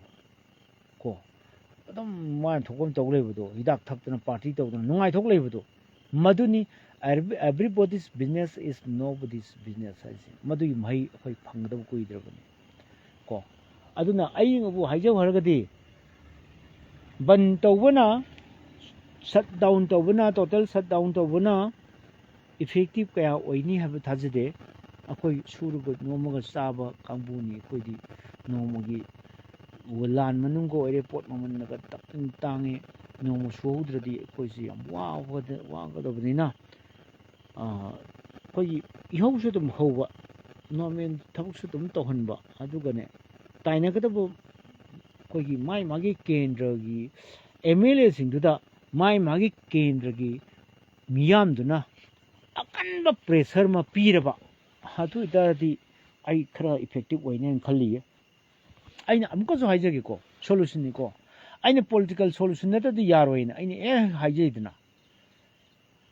ꯀꯦꯟꯗ꯭ꯔ 90ꯁꯤꯒꯤ ꯃꯅꯨꯡꯗ ꯑꯍꯨꯝꯗꯨꯕꯨꯗꯤ ꯑꯩꯈꯣꯏ ꯃꯩꯇꯩ ꯄꯥꯉꯜꯅꯤ ꯑꯍꯨꯝꯗꯨꯕꯨꯗꯤ ꯃꯗꯨ ꯌꯥꯎꯕ ꯌꯥꯎꯗꯕꯗꯤ ꯃꯣꯏꯒꯤ ꯀꯟꯁꯔꯟꯅꯤꯀꯣ ꯑꯩꯅꯁꯨ ꯀꯟꯁꯔꯟꯕ ꯉꯝꯗꯦ ꯂꯥꯟꯁꯦ ꯑꯩꯈꯣꯏꯒꯤ ꯃꯩꯇꯩꯒꯤ ꯑꯣꯏꯕ ꯄꯣꯠꯅꯤꯅ ꯀꯦꯟꯗ꯭ꯔ 38ꯁꯤꯗ ꯂꯩꯔꯤꯕ ꯀꯣ ꯄꯕ꯭ꯂꯤꯛꯁꯤꯡꯁꯤꯅ ꯚꯣꯇꯔꯁꯤꯡꯁꯤꯅ ꯃꯥꯒꯤ ꯀꯦꯟꯗ꯭ꯔꯁꯤꯡꯁꯨ BJP ꯑꯣꯏꯒꯦꯔꯥ ꯀꯣꯡꯒ꯭ꯔꯦꯁ ꯑꯣꯏꯒꯦꯔꯥ ꯑꯗꯨ ꯑꯣꯏꯒꯦꯔꯥ ꯅꯣꯏ ꯀꯩꯒꯨꯝꯕ ꯈꯔ ꯋꯥꯔꯦꯞ ꯈꯔ ꯑꯊꯨꯕ ꯃꯇꯝꯗ ꯂꯧ ꯍꯥꯏꯗꯅ ꯌꯨꯝꯗ ꯊꯣꯝꯖꯤꯟꯅꯔꯕ MLAꯁꯤꯡꯁꯤꯒꯤ ꯃꯌꯨꯝꯗ ꯗ꯭ꯔꯃꯥꯒꯤ ꯐꯦꯁꯕꯨꯛ ꯊꯥꯒꯠꯄ ꯌꯥꯅꯕ ꯐꯣꯇꯣ ꯚꯤꯗꯤꯑꯣꯗꯨ ꯅꯠꯇꯦꯀꯣ ꯃꯊꯧ ꯇꯥꯔꯤꯁꯦ ꯑꯁꯦꯡꯕ ꯚꯤꯗꯤꯑꯣ ꯅꯝꯃꯁꯨ ꯌꯥꯏ ꯅꯝꯗ꯭ꯔꯁꯨ ꯌꯥꯏ ꯑꯗꯨꯒꯨꯝꯕ ꯄꯣꯠꯇꯨ ꯑꯗꯨꯃꯥꯏꯅ ꯑꯀꯟꯕ ꯄ꯭ꯔꯦꯁꯔ ꯑꯃ ꯌꯨꯝ ꯊꯨꯒꯥꯏꯌꯨ ꯍꯥꯏꯕ ꯅꯠꯇꯦ wari sanadana hana tawga drama gi mangba mawonda yam tawgre kaimtsu kanade adu nataba video tharapagi ko yarabo yadabo ga tawu jawri yarabo video namage gana nong bada ko moidi drama do tana siliba tabak dum tawri number nataba adu tabak do ngasai makeup ka tawsilaga akoi leino ko adu main tawdu di taseng aidi yam yaning deba ko aduna aina hajerina mashi tabak oina pangthokpada kasu lubu tabak sunade kendra kunthra tare sigi maitei gi kendra kunthra tare sigi elected members in MLA sing sigi mayum da natraga quarter da mai quarter da koiti thiraga main da lemdre quarter da thipta chatpa tare aduga thiraga aikhogi ngasagi hujik lamsang gi MLA su soe adigi somda koi ga lamnai gi MLA ko soe duwari bone ai harje adagi se akhogi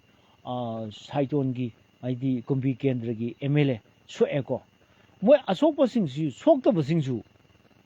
opposition su ruling su loin makse amukta da akoisi mayam ji mai magi kendra gi miyamna moine khankiba mogi miyutnina noi matik am sadre sinoi lord logda warexul logro athu matamda haidana ko adumai ma tawragati aidi kitang mayam aigi hawafam si mayam yaya de amta haibiro ai loisana su tawjage ai mayam matam su yam lawjaroi ai matam khara lawgra male aidi tom khaida nipan bawai yam sangabjani si matam lebaki isu naina bugini aigi lanai oigu wati yaw damni ngasai gi wari du khotoni aigi lanai yawse athi mayam de lawsing ma khak tambani ko ado ainu je hai wafam je amko su haijage ko political solution nata di yaro hebane solution se magi kendra gi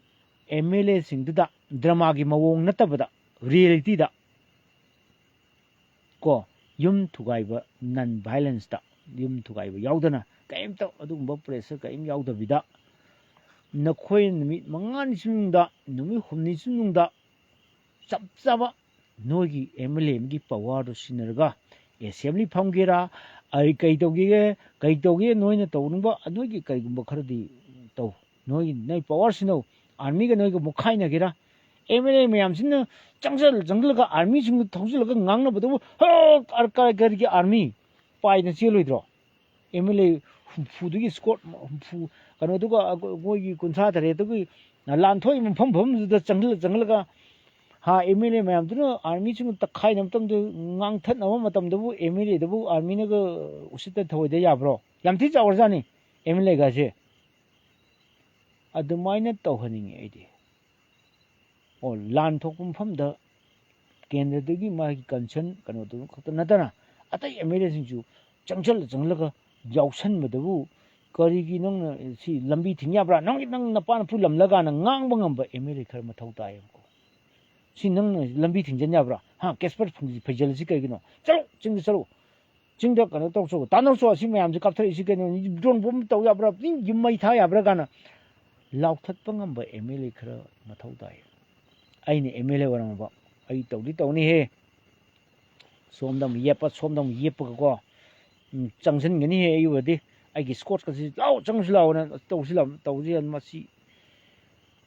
ai de tawni ko mamdi kainabu misam miyam gi punsi kanba hadasi MLA gi right yam leyeba lo moin sembani lo moin thugai su yai ado ai suggestion si kaino kana ju mi mari manga yenge su ma ta comment am to pide sum hodo nga sabi yeng bai type leire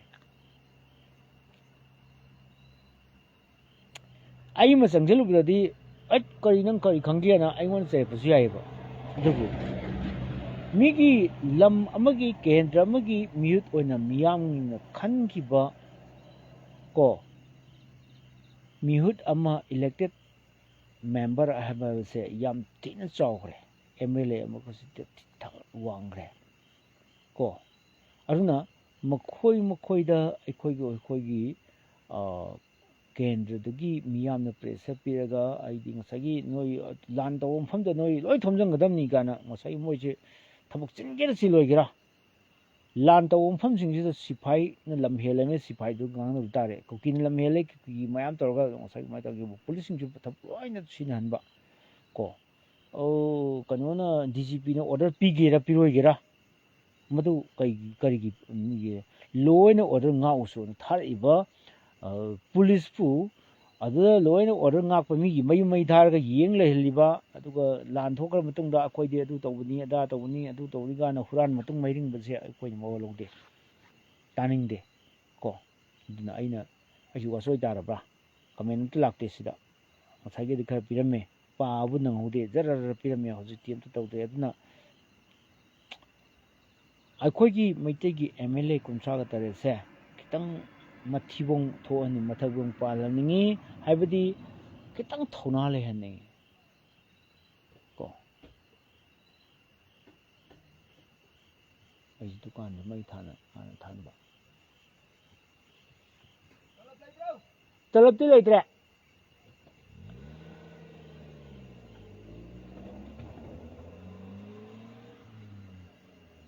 sum dukan macha ma phamjelurumina hangini aina jam tan batalab yonbase ha tarapse athingbusu leimido athingba lega ai mayam da laukthokene tel thinga maman sum hengkale mayang na paisa paiba sum hengkale kai maram gi thingino government ga tarap thingni se jam nongning baduni da maman gi yongone hana chama ga kun la kana kha piram bado hoji chama ga humfu humdra ga yokhlak pani da hengkaliba ate mayang na tam putok tuini ap putok tuini maya pot athing ba thinga ba maman ka pe singare ha marmam chade kari adumda kok thaddi jokbudi lan si kamai loisan sigi na taude toiba adu da ne adani taude thingba ngam tari thingro ko akoi ji yoloi thingba su ngomoi da ba ko mi business nungai na bui da makta ko ai wai manungde duna hojik aigi live si kaya pung kaya tare kai nipan makai tare si di pung ani gi sang na tawdore tawng khai nipan makai adu pung ani jam sang ma late is too long aduna hojik si mayam si comment si piba gi normal ko si government si da pha ni na ki ba kaino comment ta pinadre thona phaba nga sai khar piramme adu political solution natana atopa lambi laite na ai lawi aduna asai sida chumi lali natraga yaning de do debate tawna se habani da koi ai viewers singa ai debate tawna se habani da open debate tawna se habani da sida ko an debate tawna kan da sum thoidro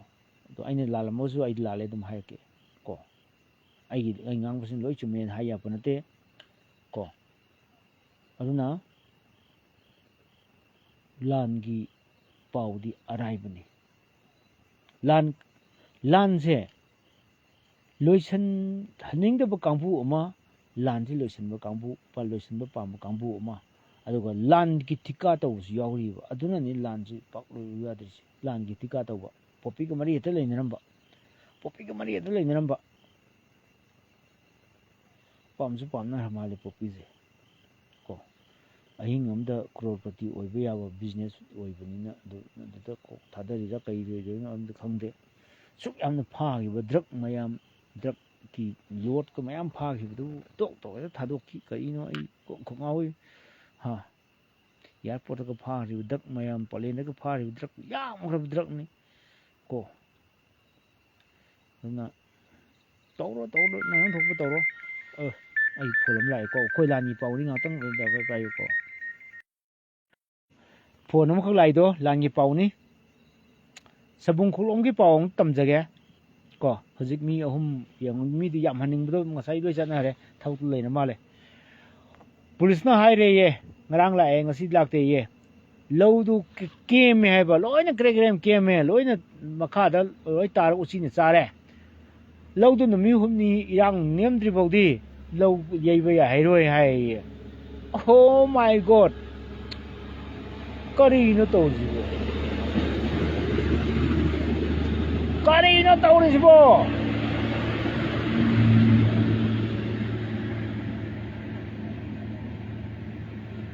ꯑꯩ ꯍꯧꯖꯤꯛꯇ ꯈꯨꯟꯖꯥ ꯑꯃꯒꯤ ꯂꯧꯕ ꯄꯥꯎꯅꯦꯕ ꯁꯕꯨꯡꯀꯣꯛꯀꯤ ꯄꯥꯎ ꯁꯕꯨꯡꯀꯣꯛ ꯈꯨꯅꯧꯒꯤ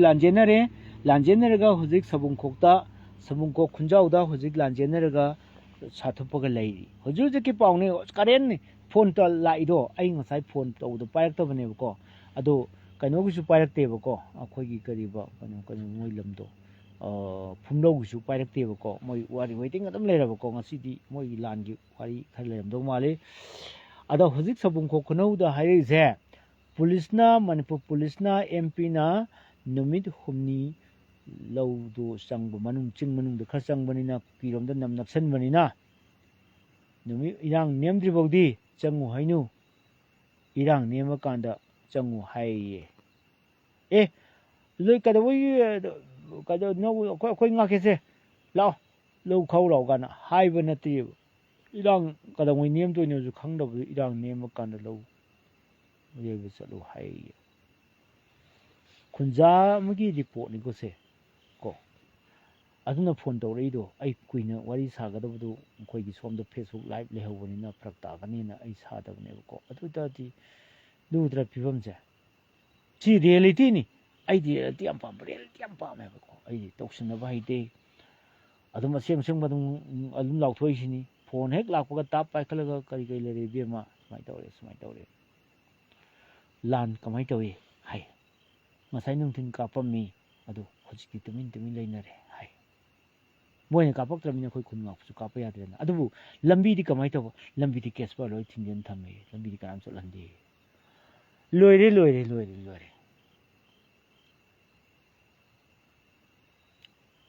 ꯃꯤꯒꯤ state ꯍꯥꯏꯋꯦꯕꯨ ꯊꯤꯡꯕ ꯌꯥꯕ꯭ꯔꯣ ꯀꯔꯤꯅꯣꯅꯦ ꯁꯤꯕꯨ ꯂꯣ ꯆꯠꯂꯤꯕ꯭ꯔꯥ ꯆꯠꯇꯕ꯭ꯔꯥ ꯑꯩ ꯃꯐꯝ ꯃꯔꯥꯡ ꯈꯪꯗꯦꯕꯀꯣ ꯀꯔꯤꯅꯣ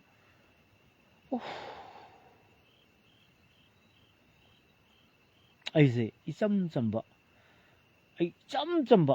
ꯂꯧꯃꯤ ꯂꯥꯏꯔꯤꯛ ꯂꯥꯏꯁꯨꯁꯨ ꯏꯟꯊꯤꯉꯥꯏꯅ ꯍꯩꯍꯧꯒꯗꯕ ꯂꯧꯃꯤ ꯑꯃ ꯑꯣꯏꯍꯧꯗꯕꯁꯤ ꯂꯥꯏꯕꯛ ꯊꯤꯕꯅꯤ ꯀꯣ ꯆꯥꯒꯦꯔꯥ ꯆꯥꯔꯣꯏꯒꯦꯔꯥ ꯀꯔꯤꯁꯨ ꯈꯪꯗꯅꯅꯦ ꯁꯨꯝ ꯐꯦꯁꯕꯨꯛꯇ ꯀꯅꯥ ꯊꯥꯒꯠꯂꯛ ꯑꯩ ꯐꯖꯩꯅꯦ ꯁꯤ ꯑꯁꯨꯃꯥꯏꯅ ꯊꯥꯒꯠꯂꯛꯏ ꯄꯣꯠꯁꯤ ꯐꯖꯩꯅꯦ ꯍꯥꯏꯅ ꯂꯥꯏꯛꯀꯁꯤ ꯑꯗꯨꯝ ABC ꯈꯛꯇꯪ ꯄꯥꯕ ꯉꯝꯃꯕ ꯁꯨꯃꯥꯏꯅ ꯃꯩꯇꯩꯂꯣꯟꯗ ꯃꯣꯏ ꯏꯔꯛꯄꯁꯤꯡꯁꯦ ꯏꯪꯂꯤꯁꯀꯤꯗꯤ ꯑꯩꯈꯣꯏ ꯄꯥꯕ ꯊꯣꯛꯇꯦ ꯃꯩꯇꯩꯂꯣꯟꯗ ꯈꯔ ꯄꯥꯔꯦ ꯅꯨꯡꯉꯥꯏꯖꯕ ꯑꯗꯨꯒꯨꯝꯕ ꯃꯤꯁꯛ ꯑꯃ ꯑꯩ ꯑꯣꯏꯔꯝꯃꯒꯗꯤꯀꯣꯅ ꯈꯜꯂꯦꯕꯀꯣ ꯀꯔꯤ ꯅꯪꯒꯤꯗꯃꯛ ꯑꯩ ꯂꯥꯏꯔꯤꯛ ꯍꯩꯖꯔꯨꯕꯅꯣ ꯀꯔꯤꯗꯃꯛ ꯑꯩꯒꯤ ꯁꯤꯟꯐꯝꯁꯦ ꯀꯔꯤꯒꯤ ꯆꯪꯕꯤꯔꯨꯗꯅꯣ ꯄꯣꯠꯁꯤꯗꯤ ꯎꯔꯨꯅꯨ ꯌꯥꯗꯦꯗꯣ ꯃꯣꯏꯅ ꯇꯧꯕ ꯍꯨꯔꯥꯟꯕꯁꯤꯡꯁꯦ ꯂꯣꯏ ꯎꯏꯌꯦꯕ ꯂꯣꯏꯅ ꯍꯣꯇ꯭ꯔꯣꯡ ꯎꯏꯌꯦꯕ ꯀꯣ ꯀꯣꯛꯀꯤ ꯋꯥꯔꯅꯤ ꯇꯧꯅꯔꯤ ꯃꯌꯥꯝꯁꯦ ꯀꯣꯛꯀꯤ ꯂꯥꯟꯅꯤ ꯇꯧꯅꯔꯤ ꯃꯌꯥꯝꯁꯦ ꯄꯕ꯭ꯂꯤꯛꯇꯅ ꯑꯃ ꯍꯥꯏꯕ ꯀꯣ ꯑꯗꯨꯅ ꯅ꯭ꯌꯨꯁꯄꯦꯄꯔꯗꯅ ꯑꯃ ꯍꯥꯏꯕ ꯃꯆꯤꯟ 3-4 ꯂꯣꯡꯕ ꯀꯥꯡꯕꯨ ꯉꯥꯛꯀꯗꯕꯅꯤ ꯃꯤꯆꯝ ꯃꯤꯌꯥꯝꯒꯤ ꯂꯟ ꯊꯨꯝ ꯄꯨꯟꯁꯤ ꯀꯟꯕ ꯍꯥꯏꯕꯗꯨꯕꯨ ꯄꯨꯂꯤꯁ ꯈꯜꯂꯤ ꯅꯠꯇ꯭ꯔꯣ ꯄꯨꯂꯤꯁ ꯗꯤꯄꯥꯔꯠꯃꯦꯟ ꯍꯥꯏꯕ ꯑꯃ ꯂꯩꯉꯤ ꯅꯠꯇ꯭ꯔꯣ ꯂꯣꯏꯅ ꯑꯣꯔꯗꯔ ꯉꯥꯛꯄ ꯉꯝꯗ꯭ꯔꯒꯗꯤ ꯄꯨꯂꯤꯁ ꯗꯤꯄꯥꯔꯠꯃꯦꯟ ꯊꯨꯞꯆꯟꯈꯤꯕꯅ ꯐꯔꯦ ꯁꯤꯅꯤ ꯑꯩꯅ ꯍꯥꯏꯔꯤꯁꯦ ꯀꯣ ꯑꯩ ꯄꯨꯂꯤꯁꯄꯨ ꯀꯔꯦꯝꯅꯕ ꯋꯥꯐꯝ ꯅꯠꯇꯦ ꯃꯁꯤ ꯂꯤꯒꯦꯜ ꯄꯣꯏꯟ ꯑꯣꯐ ꯚ꯭ꯌꯨꯗꯅꯤ ꯑꯩꯅ ꯍꯥꯏꯖꯔꯤꯁꯦ ꯗꯤꯕꯦꯠ ꯇꯧꯅꯁꯤ ꯁꯤꯗ ꯀꯣ ꯃꯁꯤ ꯈꯨꯟꯖꯥꯁꯤꯡꯅ ꯄꯤꯔꯛꯏꯕ ꯄꯥꯎꯅꯤ ꯃꯣꯏꯗꯗꯤ ꯑꯩꯉꯣꯟꯗ ꯑꯣꯏꯗꯕ ꯉꯥꯡꯉꯣꯏ ꯃꯣꯏꯅꯗꯤ ꯑꯩꯉꯣꯟꯗ ꯅꯦꯚꯔ ꯑꯣꯏꯗꯕ ꯉꯥꯡꯉꯣꯏꯕꯀꯣ ꯃꯤ ꯀꯥꯞꯇꯅꯕꯨ ꯀꯥꯞꯄꯦ ꯍꯥꯏ ꯌꯥꯕ ꯅꯠꯇꯦ ꯉꯔꯥꯡ ꯀꯧꯇꯨꯛꯇ ꯀꯩꯅꯣꯗ ꯑꯗꯒꯤ ꯀꯔꯤꯕ ꯀꯗꯥꯡꯕꯟꯅꯦ ꯑꯗꯒꯤ ꯀꯩꯅꯣꯅꯦ ꯐꯌꯦꯡꯅꯦ ꯐꯨꯝꯂꯧꯅꯦ ꯀꯥꯞꯄꯛꯏꯕꯗꯨ ꯕꯣꯝ 10ꯒꯤ ꯃꯊꯛꯇꯅꯤ 4-5 ꯇꯪꯈꯥꯏ ꯑꯃ ꯃꯤꯁ ꯑꯣꯏꯕꯅꯤ ꯑꯗꯨ ꯐꯌꯦꯡꯒꯤ ꯏꯃꯨꯡꯗ ꯇꯥꯁꯟꯕ ꯕꯣꯝꯗꯨꯃ ꯑꯩꯈꯣꯏꯒꯤ ꯉꯁꯥꯏꯒꯤ ꯁꯣꯝꯗ ꯃꯤꯂꯤꯇꯔꯤꯒꯤ ꯀꯩꯅꯣ ꯁꯤꯖꯤꯟꯅꯕ ꯌꯥꯕ 84mm ꯀꯣ ꯃꯗꯨ ꯕꯣꯝꯗꯨꯅ ꯄꯣꯛꯈꯥꯏꯔꯝꯃꯗꯤ ꯁꯅꯥꯃꯍꯤ ꯄꯨꯝꯆꯥꯏ ꯄꯨꯝꯇꯣꯏꯅꯤ ꯃꯤꯁ ꯑꯣꯏꯈꯤꯕꯩ ꯇꯧꯕ ꯋꯥꯅꯤ ꯕꯣꯝ 4-5 ꯃꯤꯁ ꯑꯣꯏꯕꯗꯨꯅ ꯈꯤꯇꯪ ꯐꯕꯅꯦ ꯁꯪꯒꯣꯜ ꯃꯅꯥꯛꯇꯒ ꯇꯥꯁꯟꯕꯅꯦꯀꯣ ꯑꯗꯨꯅ ꯁꯤꯒꯤꯁꯤꯁꯨ ꯗ꯭ꯔꯣꯟ ꯕꯣꯝꯕꯤꯡ ꯇꯧꯗꯦꯅ ꯍꯥꯏꯗꯣꯔꯤꯕꯀꯣ ꯁꯤ ꯌꯧꯅ ꯐꯤꯕꯝ ꯁꯣꯛꯆꯤꯜꯂꯕ ꯌꯨꯝ ꯃꯩ ꯊꯥꯔꯕ ꯁꯤꯡꯗꯥꯔꯣꯝꯗꯒꯤ ꯂꯥꯛꯑꯦ ꯍꯥꯏꯌꯦꯕ ꯃꯣꯏ ꯑꯩ ꯍꯪꯉꯦꯕꯀꯣ ꯁꯤꯡꯗꯥꯔꯣꯝꯗꯒꯤ ꯀꯨꯝꯃꯛꯑꯦꯕ ꯁꯤꯡꯗꯥ ꯌꯧꯁꯜꯂꯛꯑꯕꯅꯤ ꯌꯦꯡꯉꯨꯅꯦ ꯀꯗꯥꯡꯕꯟ ꯌꯧꯁꯜꯂꯛꯑꯕꯅꯤ ꯐꯌꯦꯡ ꯌꯧꯁꯜꯂꯛꯑꯕꯅꯤ ꯌꯨꯝ ꯃꯩ ꯊꯥꯔꯕꯅꯤ ꯕꯣꯝ ꯀꯥꯞꯁꯤꯜꯂꯛꯑꯕꯅꯤ ꯑꯗꯨꯅ ꯑꯩꯈꯣꯏꯒꯤ ꯏꯝꯐꯥꯜꯗ ꯁꯣꯛꯇꯦ ꯍꯥꯏꯗꯅ ꯑꯩꯈꯣꯏꯅ ꯂꯩꯊꯣꯛꯄꯗꯤ ꯆꯨꯝꯗꯦ ꯇꯨꯃꯤꯟ ꯂꯩꯊꯣꯛꯄꯗꯤ ꯆꯨꯝꯗꯦ ꯀꯣ ꯑꯩꯁꯨ ꯄꯥꯎꯁꯤ ꯂꯧꯗꯣꯏꯅꯤ ꯐꯨꯝꯂꯧꯔꯣꯝꯒꯤ ꯄꯥꯎ ꯂꯧꯗꯣꯏꯅꯤ ꯀꯗꯥꯡꯕꯟꯒꯤ ꯄꯥꯎ ꯂꯧꯗꯣꯏꯅꯤ ꯀꯧꯇ꯭ꯔꯨꯛꯀꯤ ꯄꯥꯎ ꯂꯧꯗꯣꯏꯅꯤ ꯃꯔꯝꯗꯤ ꯑꯩꯒꯤ ꯁꯤꯟꯐꯝꯁꯤꯅ ꯄꯥꯎꯕꯤ ꯑꯃ ꯑꯣꯏꯕꯒꯤ ꯁꯤꯟꯐꯝ ꯑꯃ ꯑꯩ ꯂꯥꯏꯁꯤꯅ ꯇꯧꯍꯜꯂꯦꯗꯀꯣ ꯑꯗꯨꯅ ꯑꯩꯅ ꯉꯁꯥꯏ ꯂꯧꯃꯤ ꯏꯆꯝ ꯆꯝꯕ ꯑꯩ ꯈꯤꯇꯪ ꯏꯕꯒ ꯄꯥꯕꯒ ꯈꯤꯇꯪ ꯍꯩꯔꯒ ꯃꯤꯅ ꯄꯣꯁ ꯊꯥꯒꯠꯂꯛꯄ ꯈꯣꯠꯂꯛꯄ ꯂꯥꯜꯂꯁꯨ ꯑꯃ ꯇꯧꯔꯁꯨ ꯑꯗꯨꯝ ꯅꯨꯡꯉꯥꯏꯅ ꯑꯩ ꯇꯨꯝꯅꯤꯡꯉꯦ ꯑꯗꯨꯝ ꯇꯨꯝꯕ ꯌꯥꯕ ꯑꯗꯨ ꯑꯩꯒꯤ ꯁꯤꯟꯐꯝꯁꯤ ꯇꯨꯝꯕꯁꯨ ꯌꯥꯗꯦꯕ ꯀꯩꯒꯤꯅꯣ ꯐꯣꯟ ꯍꯦꯛ ꯇꯧꯅꯤꯡꯉꯦꯕ ꯑꯗꯨ ꯃꯣꯏꯁꯨ ꯐꯣꯟ ꯇꯧꯔꯛꯀꯅꯨ ꯍꯥꯏꯗꯦ ꯀꯣ ꯑꯩꯈꯣꯏꯅ ꯁꯤꯟꯐꯝꯁꯤ ꯄꯥꯎꯃꯤ ꯑꯣꯏꯕꯅꯤꯅ ꯅꯣꯏꯕꯨ ꯄꯥꯎ ꯈꯛꯇ ꯂꯧꯖꯕ ꯌꯥꯒꯗ꯭ꯔꯥ ꯀꯥꯟꯗ ꯌꯥꯝ ꯔꯦꯁꯄꯦꯛꯐꯨꯜꯂꯤ ꯍꯥꯏꯔꯤꯅꯤ ꯑꯗꯨ ꯀꯥꯡꯒꯗ ꯀꯗꯥꯏ ꯂꯩꯔꯝꯃꯤ ꯀꯥꯡꯒꯗ ꯂꯩꯔꯝꯃꯤ ꯀꯗꯥꯏ ꯂꯩꯔꯝꯃꯤ ꯀꯣꯠ ꯃꯈꯥ ꯂꯩꯔꯝꯃꯤ ꯀꯗꯥꯏ ꯂꯩꯔꯝꯃꯤ ꯁꯪꯒꯣꯜꯗ ꯂꯩꯔꯝꯃꯤ ꯀꯩꯅꯣꯗ ꯄꯥꯛꯊꯔꯒ ꯃꯤ ꯍꯤꯡꯅꯕ ꯇꯧꯔꯤꯕꯅꯦꯕ ꯁꯤ ꯑꯗꯨꯅ ꯃꯤꯆꯝ ꯃꯤꯌꯥꯝꯒꯤ ꯄꯨꯟꯁꯤ ꯀꯥꯡꯈꯣꯡ ꯆꯥꯏꯅ ꯆꯦꯜꯂꯕꯁꯤꯕꯨ ꯃꯁꯤꯗ ꯇꯥꯠ ꯄꯥꯠ ꯗ꯭ꯔꯃꯥ ꯈꯔ ꯇꯧꯕ ꯌꯥꯒꯗ꯭ꯔꯥ ꯑꯩꯁꯨ ꯀꯣꯛ ꯉꯥꯎꯔꯦ ꯅꯝꯕꯔ 1 ꯑꯩꯈꯣꯏ ꯃꯩꯇꯩ ꯍꯥꯟꯅꯁꯦ ꯃꯥꯟꯅꯁꯦ ꯑꯩꯈꯣꯏ ꯑꯆꯧꯕ ꯇꯥꯟꯅꯒꯨꯝꯁꯦ ꯑꯩ ꯌꯥꯝ ꯊꯤꯅ ꯄꯤꯛꯄ ꯃꯤꯁꯛ ꯑꯃꯅꯤ ꯑꯩ ꯀꯔꯤꯁꯨ ꯑꯣꯏꯗꯕ ꯀꯣ ꯑꯗꯨꯕꯨ ꯑꯩ ꯀꯩꯁꯨ ꯑꯣꯏꯗꯦ ꯍꯥꯏꯔꯤꯁꯦ ꯑꯩꯒꯤ ꯔꯦꯁꯤꯁꯇꯦꯟ ꯄꯋꯥꯔ ꯑꯗꯨꯝ ꯂꯩꯒꯅꯤ ꯒꯃꯦꯟꯁꯤꯒ ꯑꯩꯒ ꯃꯨꯛꯈꯥꯏꯅꯕꯗ ꯒꯃꯦꯟ ꯑꯗꯨꯝ ꯉꯝꯒꯅꯤ ꯑꯩ ꯀꯩꯁꯨ ꯇꯧ ꯉꯝꯃꯣꯏ ꯑꯗꯨꯕꯨ ꯑꯩꯒꯤ ꯔꯦꯁꯤꯁꯇꯦꯟ ꯄꯋꯥꯔꯗꯤ ꯂꯩꯒꯅꯤ ꯐꯣꯔ ꯑꯦꯛꯖꯥꯝꯄꯜ ꯂꯝꯕꯤꯗ ꯇꯥꯇꯥ ꯑꯃ ꯊꯧꯔꯛꯄ ꯃꯤꯔꯥꯡ ꯑꯃꯅ ꯂꯩꯔꯝꯃꯦꯕꯀꯣ ꯃꯤꯔꯥꯡꯗꯨꯗꯤ ꯂꯥꯏꯅ ꯇꯥꯇꯥꯗꯨꯅ ꯃꯤꯔꯥꯡꯗꯨ ꯊꯗꯠꯂ ꯆꯠꯈ꯭ꯔꯅꯦꯕꯀꯣ ꯑꯗꯨ ꯃꯤꯔꯥꯡꯗꯨꯅ ꯇꯥꯇꯥꯗꯣ ꯑꯊꯤꯡꯕ ꯈꯖꯤꯛꯇ ꯑꯣꯏꯔꯁꯨ ꯄꯤꯅꯅꯕꯒꯤ ꯃꯥꯒꯤ ꯐꯣꯔꯁ ꯂꯩꯒꯗ꯭ꯔꯥ ꯔꯦꯁꯤꯁꯇꯦꯟ ꯐꯣꯔꯁ ꯂꯩꯒꯗ꯭ꯔꯥ ꯀꯣ ꯃꯁꯤ ꯀꯣꯏꯁꯟꯅꯤ ꯑꯩꯅ ꯍꯪꯖꯔꯤꯁꯦ ꯂꯩꯒꯅꯤꯀꯣ ꯁꯤ ꯒꯚꯔꯟꯃꯦꯟꯁꯤ ꯇꯥꯇꯥꯅꯤ ꯑꯩꯅ ꯃꯤꯔꯥꯡꯅꯤ ꯃꯣꯏꯅ ꯑꯩꯉꯣꯟꯗ ꯇꯛꯈꯥꯏꯕ ꯉꯝꯒꯅꯦꯕꯀꯣ ꯐꯥꯔ ꯖꯦꯜ ꯊꯝꯕꯁꯨ ꯉꯝꯅꯦꯕ ꯑꯗꯨꯕꯨ ꯑꯩ ꯈꯤꯇꯪꯁꯨ ꯊꯤꯡꯕ ꯉꯝꯃꯣꯏꯗ꯭ꯔꯣ ꯑꯩ ꯈꯤꯇꯪꯁꯨ ꯃꯔꯩ ꯇꯧꯅꯔꯣꯏꯗ꯭ꯔꯣ ꯀꯩꯒꯤꯅꯣ ꯋꯥꯏ ꯑꯥꯏ ꯑꯦꯝ ꯑꯦꯔꯦꯁꯇꯦꯠ ꯑꯗꯨ ꯅꯪꯅ ꯀꯔꯝꯕ ꯒ꯭ꯔꯥꯎꯟꯗ ꯑꯣꯟ ꯋꯥꯠ ꯒ꯭ꯔꯥꯎꯟ ꯑꯩꯅ ꯉꯁꯥꯏ ꯕꯤꯡ ꯑꯦꯔꯦꯁꯇꯦꯠ ꯍꯪꯕ ꯌꯥꯗ꯭ꯔꯣ ꯑꯩꯅ ꯀꯔꯤ ꯇꯧꯔꯦ ꯑꯩꯅ ꯅꯈꯣꯏ ꯃꯥꯡꯅꯕ ꯀꯔꯤ ꯇꯧꯔꯒꯦ ꯍꯪꯕ ꯌꯥꯗ꯭ꯔꯣ ꯃꯨꯛꯅꯕ ꯌꯥꯗ꯭ꯔꯣ ꯇꯥꯇꯥꯒ ꯃꯤꯔꯥꯡꯒꯅꯤ ꯇꯧꯅꯔꯤꯁꯦ ꯍꯧꯖꯤꯛꯁꯦ ꯒꯚꯔꯟꯃꯦꯟꯁꯤꯗꯤ ꯇꯧꯒꯦꯗ ꯉꯝꯕꯅꯤ ꯃꯥꯅ ꯉꯝꯗꯕ ꯂꯩꯇꯦ ꯃꯈꯨꯠꯇ ꯄꯋꯥꯔ ꯄꯥꯏꯔꯤꯕꯅꯤꯅ ꯑꯗꯨꯕꯨ ꯄꯋꯥꯔꯗꯣ ꯃꯤꯁꯌꯨꯁ ꯇꯧꯕꯗꯤ ꯑꯩ ꯄꯥꯝꯗꯦ ꯀꯨꯀꯤꯗ ꯇꯥꯏꯅꯧ ꯁꯨ ꯂꯩꯒꯦꯔꯥ ꯂꯩꯔꯣꯏꯒꯦꯔꯥ ꯃꯤꯆꯝ ꯃꯤꯌꯥꯝꯒꯤ ꯄꯨꯟꯁꯤ ꯇꯝꯁꯤꯡꯅꯗꯅ ꯀꯥꯞꯊꯗꯅ ꯑꯗꯩ ꯌꯨꯝ ꯃꯩ ꯊꯥꯗꯅ ꯑꯁꯨꯛ ꯌꯥꯝꯅ ꯑꯣꯠ ꯅꯩꯔꯕ ꯃꯤꯒꯤ ꯁꯣꯝꯗ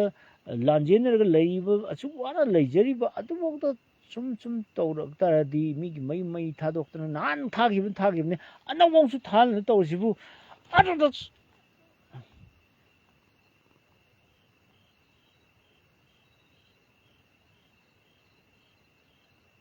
ꯁꯣꯏꯔꯣꯏ ꯑꯩ ꯌꯨꯝ ꯊꯥꯗꯣꯛꯄ ꯁꯣꯏꯔꯣꯏꯀꯣ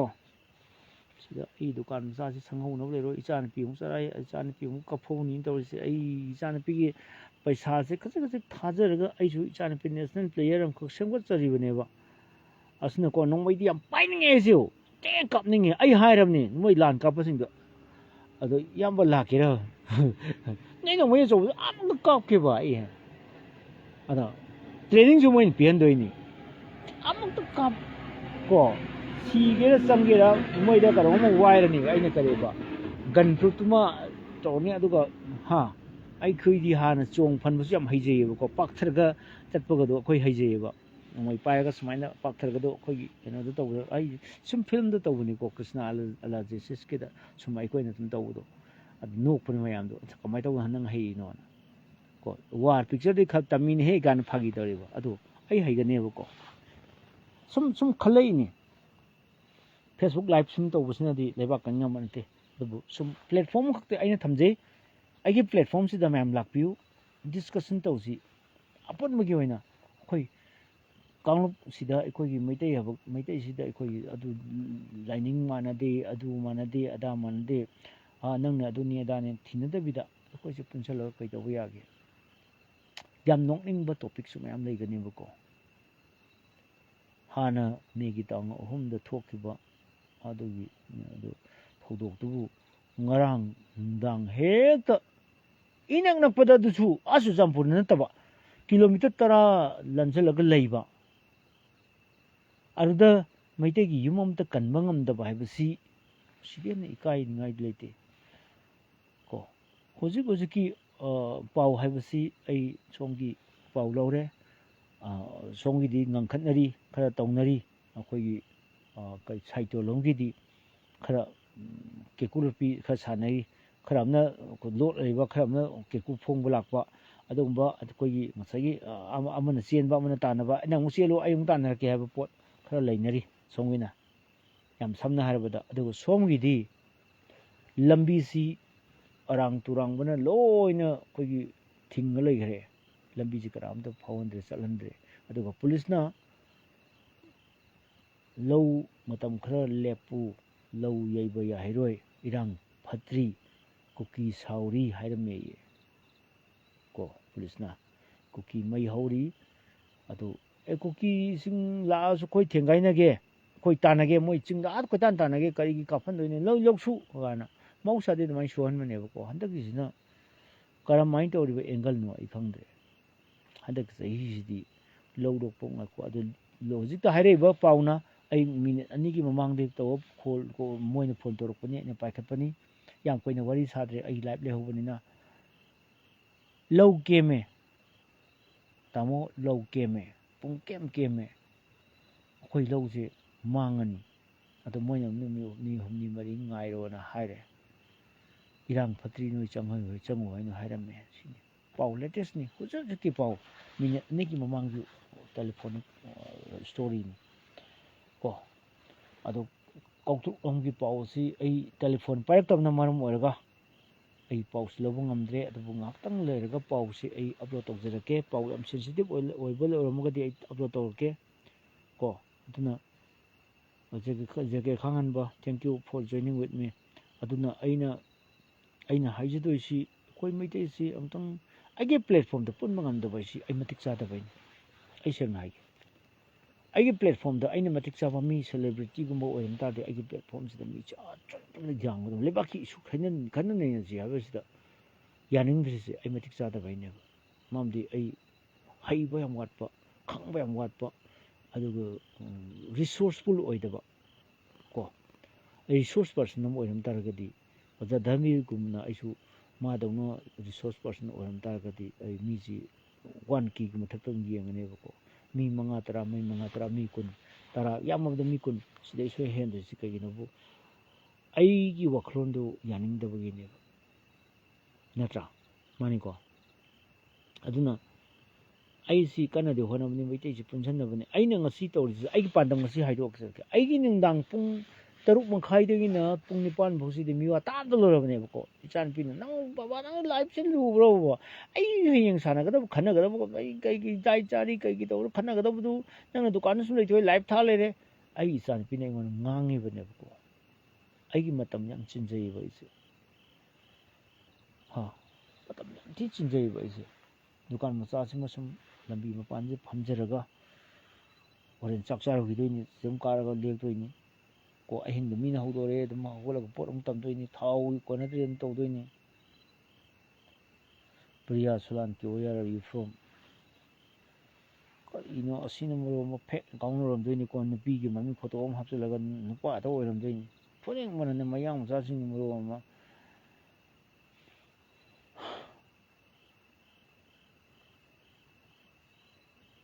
ꯑꯩꯉꯣꯟꯗ ꯃꯤꯌꯥꯝꯒꯤ ꯊꯥꯖꯕ ꯂꯩꯇ꯭ꯔꯤ ꯃꯤꯌꯥꯝꯒꯤ ꯊꯥꯖꯕ ꯑꯩꯉꯣꯟꯗ ꯍꯦꯛ ꯂꯩꯔꯕ ꯃꯇꯝꯗ ꯑꯩꯒꯤ ꯐꯦꯟ ꯋꯥꯠꯂꯣꯏ ꯑꯩꯒꯤ 8.2 ꯉꯔꯥꯡ ꯌꯧꯔꯝꯃꯕꯅꯦꯕꯀꯣ ꯑꯗꯨ ꯑꯃꯨꯛ ꯍꯟꯊꯍꯜꯂꯦꯕꯀꯣ ꯑꯃꯨꯛ ꯑꯟꯐꯣꯂꯣ ꯑꯃꯨꯛ ꯇꯧꯊꯣꯛꯑꯦꯕ ꯑꯗꯨꯅꯤ ꯌꯥꯝ ꯅꯣꯛꯅꯤꯡꯕ ꯃꯔꯝꯗꯤ ꯀꯩꯅꯣ ꯐꯦꯛ ꯑꯦꯀꯥꯎꯟꯁꯨ ꯃꯌꯥꯝ ꯆꯪꯁꯤꯜꯂꯛꯏ ꯁꯣꯃꯦꯟꯗ꯭ꯔ ꯀꯩꯁꯥꯝ ꯑꯩꯃ ꯌꯥꯝ ꯊꯦꯡꯅ ꯆꯪꯉꯦ ꯑꯩ ꯐꯦꯁꯕꯨꯛ ꯂꯥꯏꯚ ꯂꯣꯏꯔꯝꯗꯥꯏꯁꯤꯗ ꯉꯁꯥꯏ ꯃꯇꯝ ꯈꯔ ꯑꯩꯅ ꯆꯥꯛ ꯀꯧꯔꯛꯇ꯭ꯔꯤꯅ ꯑꯩꯅ ꯇꯧꯔꯤ ꯃꯇꯝ ꯈꯔ ꯍꯦꯟꯗꯣꯛꯏꯅ ꯇꯧꯔꯤꯁꯦ ꯑꯩꯅ ꯋꯥ ꯈꯟꯅꯒꯗꯕ ꯄꯣꯠ ꯑꯃꯈꯛ ꯍꯨꯟꯗꯣꯛꯑꯝꯕꯒꯤꯅꯦꯕ ꯀꯣ ꯑꯗꯨꯒꯤ ꯁꯨꯝ ꯄꯨꯂꯤꯁꯅ ꯍꯥꯏꯔꯝꯕ ꯄꯣꯠꯇꯣ ꯑꯃꯨꯛ ꯁꯥꯎꯅꯤꯡꯉꯕ ꯑꯗꯨ ꯉꯥꯛꯄꯤ ꯁꯦꯟꯕꯤꯒꯦꯗ ꯍꯥꯏꯗ꯭ꯔꯒ ꯄꯨꯂꯤꯁ ꯐꯣꯔꯁ ꯑꯁꯨꯛ ꯌꯥꯝ ꯂꯩꯕꯁꯤꯡ ꯇꯣꯂꯣꯞꯁꯨ ꯆꯥꯔꯤꯕꯅꯤ ꯃꯣꯏ ꯀꯨꯀꯤ ꯊꯦꯡꯅꯕ ꯀꯤꯕ꯭ꯔꯥ ꯄꯣꯠꯁꯤ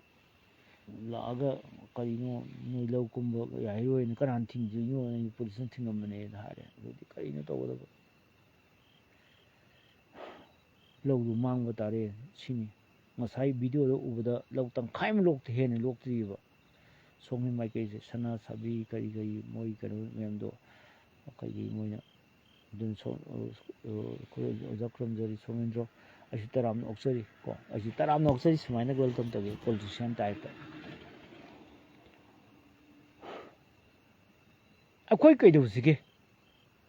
what shall we do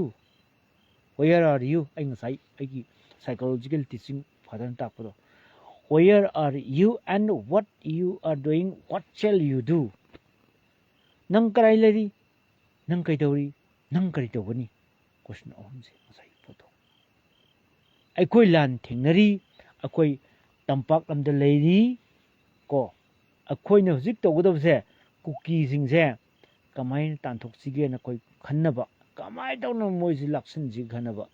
ꯀꯨꯀꯤ ꯉꯥꯛꯄꯤ ꯁꯦꯟꯕꯤꯅꯕ ꯃꯤꯗꯤ ꯃꯔꯥꯡ ꯀꯥꯏꯅ ꯂꯩꯔꯦ ꯁꯨꯄ꯭ꯔꯤꯝ ꯀꯣꯔꯠꯀꯤ ꯑꯣꯔꯗꯔ ꯉꯥꯛꯏꯃꯤꯒꯥꯅ ꯇꯧꯔꯒ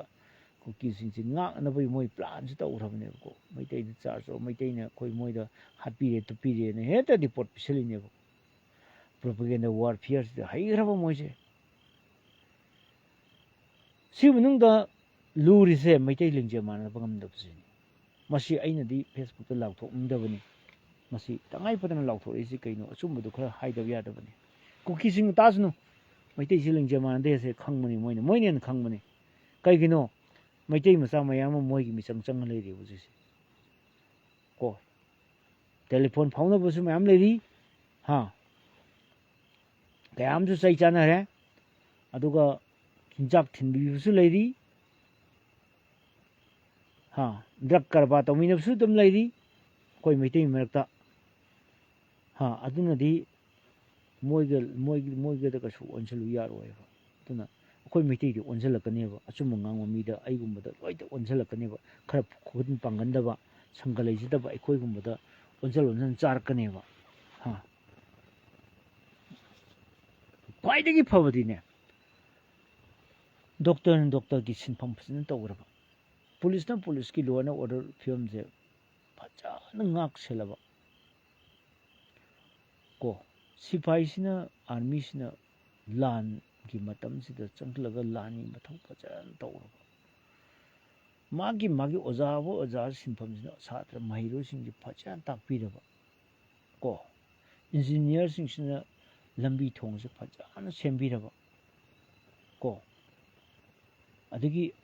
IAS ꯁꯤꯡꯁꯤꯅ ꯂꯩꯕꯥꯛ ꯐꯖꯅ ꯉꯥꯛꯄꯤꯔꯕ ꯃꯥꯒꯤ ꯗꯤꯕꯤꯖꯟ ꯑꯣꯐ ꯂꯦꯕꯔ ꯂꯣꯏꯌꯨꯝꯕꯨꯟ ꯁꯤꯟꯌꯦꯟꯅ ꯄꯤꯊꯣꯛꯑꯝꯃꯤ ꯄꯣꯠꯇꯣ ꯀꯌꯥꯝꯅ ꯊꯥꯛ ꯋꯥꯡꯈ꯭ꯔꯒꯦ ꯌꯦꯡꯉꯣ ꯂꯣꯏꯌꯨꯝꯕꯕ ꯅꯤꯡꯊꯧꯁꯦ ꯑꯩꯈꯣꯏ ꯊꯣꯡ ꯁꯥꯕꯒꯤ ꯊꯕꯛ ꯌꯥꯝ ꯇꯧꯋꯤ ꯍꯥꯏ ꯑꯩꯈꯣꯏ ꯊꯣꯡꯒ꯭ꯔꯥꯝ ꯀꯥꯡꯕꯨꯁꯦ ꯀꯣ ꯊꯣꯡꯒ꯭ꯔꯥ ꯁꯥꯕꯒꯤ ꯊꯕꯛ ꯀꯣ ꯑꯩꯈꯣꯏꯒꯤ ꯊꯣꯡꯒ꯭ꯔꯥ ꯁꯥꯕꯒꯨꯝꯕ ꯊꯣꯡꯒꯨꯝꯕ ꯁꯥꯕ ꯊꯣꯡꯒ꯭ꯔꯥꯒꯨꯝꯕ ꯁꯥꯕ ꯑꯗꯨꯝ ꯇꯧꯕꯖꯥꯠꯅꯤꯗ ꯑꯩꯈꯣꯏꯒꯤ ꯁꯤꯟꯐꯝꯗꯣ ꯑꯗꯨꯒꯤ ꯃꯇꯨꯡ ꯏꯟꯅ ꯃꯥꯏ ꯁꯤꯟꯐꯝꯗꯨꯒꯤ ꯃꯇꯨꯡ ꯏꯟꯅ ꯁꯝꯖꯦꯠꯀꯨꯝꯕ ꯁꯥꯕꯁꯤꯅ ꯁꯝꯖꯦꯠ ꯁꯥꯕ ꯑꯃ ꯍꯦꯛ ꯍꯥꯏꯕ ꯀꯣ ꯑꯗꯨꯃꯥꯏꯅ ꯉꯁꯥꯏ ꯃꯥꯒꯤ ꯄꯣꯠꯇꯣ ꯇꯧꯔꯝꯃꯤ ꯍꯥꯏꯕ ꯑꯗꯨ ꯑꯣꯏꯇꯥꯔꯗꯤ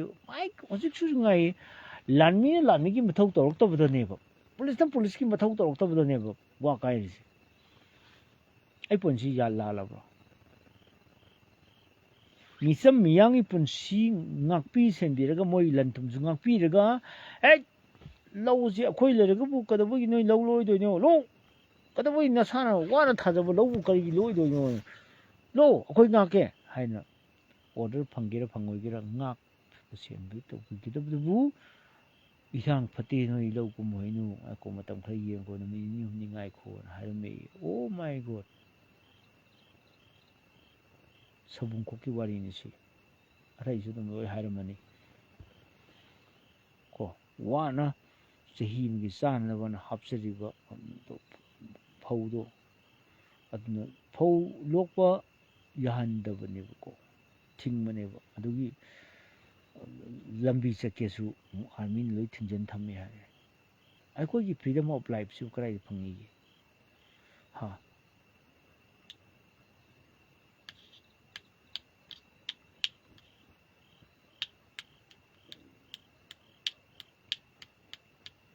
ꯃꯁꯤ ꯑꯩꯈꯣꯏꯅ ꯁꯣꯏꯕꯅꯤ ꯑꯩꯈꯣꯏ ꯃꯤꯌꯥꯝꯁꯤꯅꯅꯦ ꯂꯨꯄꯥ ꯂꯤꯁꯤꯡ ꯑꯅꯤ ꯂꯧꯔꯒꯅꯦ ꯚꯣꯠ ꯅꯝꯃꯨꯕꯗꯣ ꯑꯗꯨꯒꯤ ꯁꯣꯏꯔꯛꯄ ꯉꯥꯛꯇꯅꯤ ꯊꯤꯀꯥ ꯇꯧꯕ ꯃꯤꯁꯨ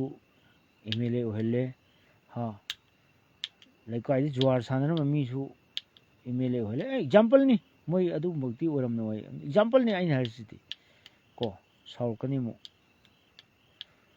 ꯑꯩꯈꯣꯏꯒꯤ ꯃꯇꯤꯛ ꯆꯥꯗꯕ ꯌꯥꯝ ꯌꯥꯎꯔꯤ ꯍꯥꯏꯕꯗꯣ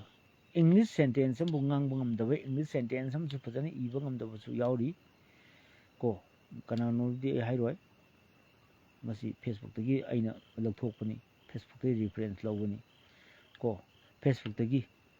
ꯄꯥꯕꯨꯡ ꯖꯣꯏꯅꯒ ꯌꯥꯝ ꯍꯥꯏꯈ꯭ꯔꯦ ꯃꯣꯏꯅ ꯍꯥꯏꯕꯗꯒꯤ ꯔꯤꯐꯔꯦꯟꯁ ꯑꯩ ꯃꯣꯏꯗꯤ ꯂꯧꯕꯅꯤ ꯑꯩꯅ ꯍꯥꯏꯕ ꯅꯠꯇꯦ ꯑꯗꯨ ꯑꯣꯏꯇꯥꯔꯗꯤ ꯑꯩꯈꯣꯏꯒꯤ MLA ꯑꯣꯏꯕꯁꯤꯡꯁꯤ ꯀꯦꯟꯗ꯭ꯔ 38ꯁꯤꯒꯤ MLA ꯃꯩꯇꯩ MLAꯁꯤꯡꯁꯤ ꯃꯇꯤꯛ ꯆꯥꯔꯤꯕ꯭ꯔꯥ ꯆꯥꯗꯕ꯭ꯔꯥ ꯁꯤ ꯉꯔꯥꯡꯅ ꯈꯪꯅꯈ꯭ꯔꯕꯅꯤ ꯀꯣ ꯄꯥꯎ ꯂꯣꯏ ꯇꯥꯟꯅꯔꯤꯕꯅꯤ ꯐꯦꯁꯕꯨꯛꯇ ꯂꯣꯏ ꯊꯥꯒꯠꯄ ꯃꯌꯥꯝꯗꯣ ꯀꯣ ꯀꯊꯥꯡꯄꯟ ꯐꯌꯦꯡ ꯉꯔꯥꯡ ꯄꯨꯡꯂꯣꯏ ꯂꯣꯏꯈ꯭ꯔꯕꯅꯤ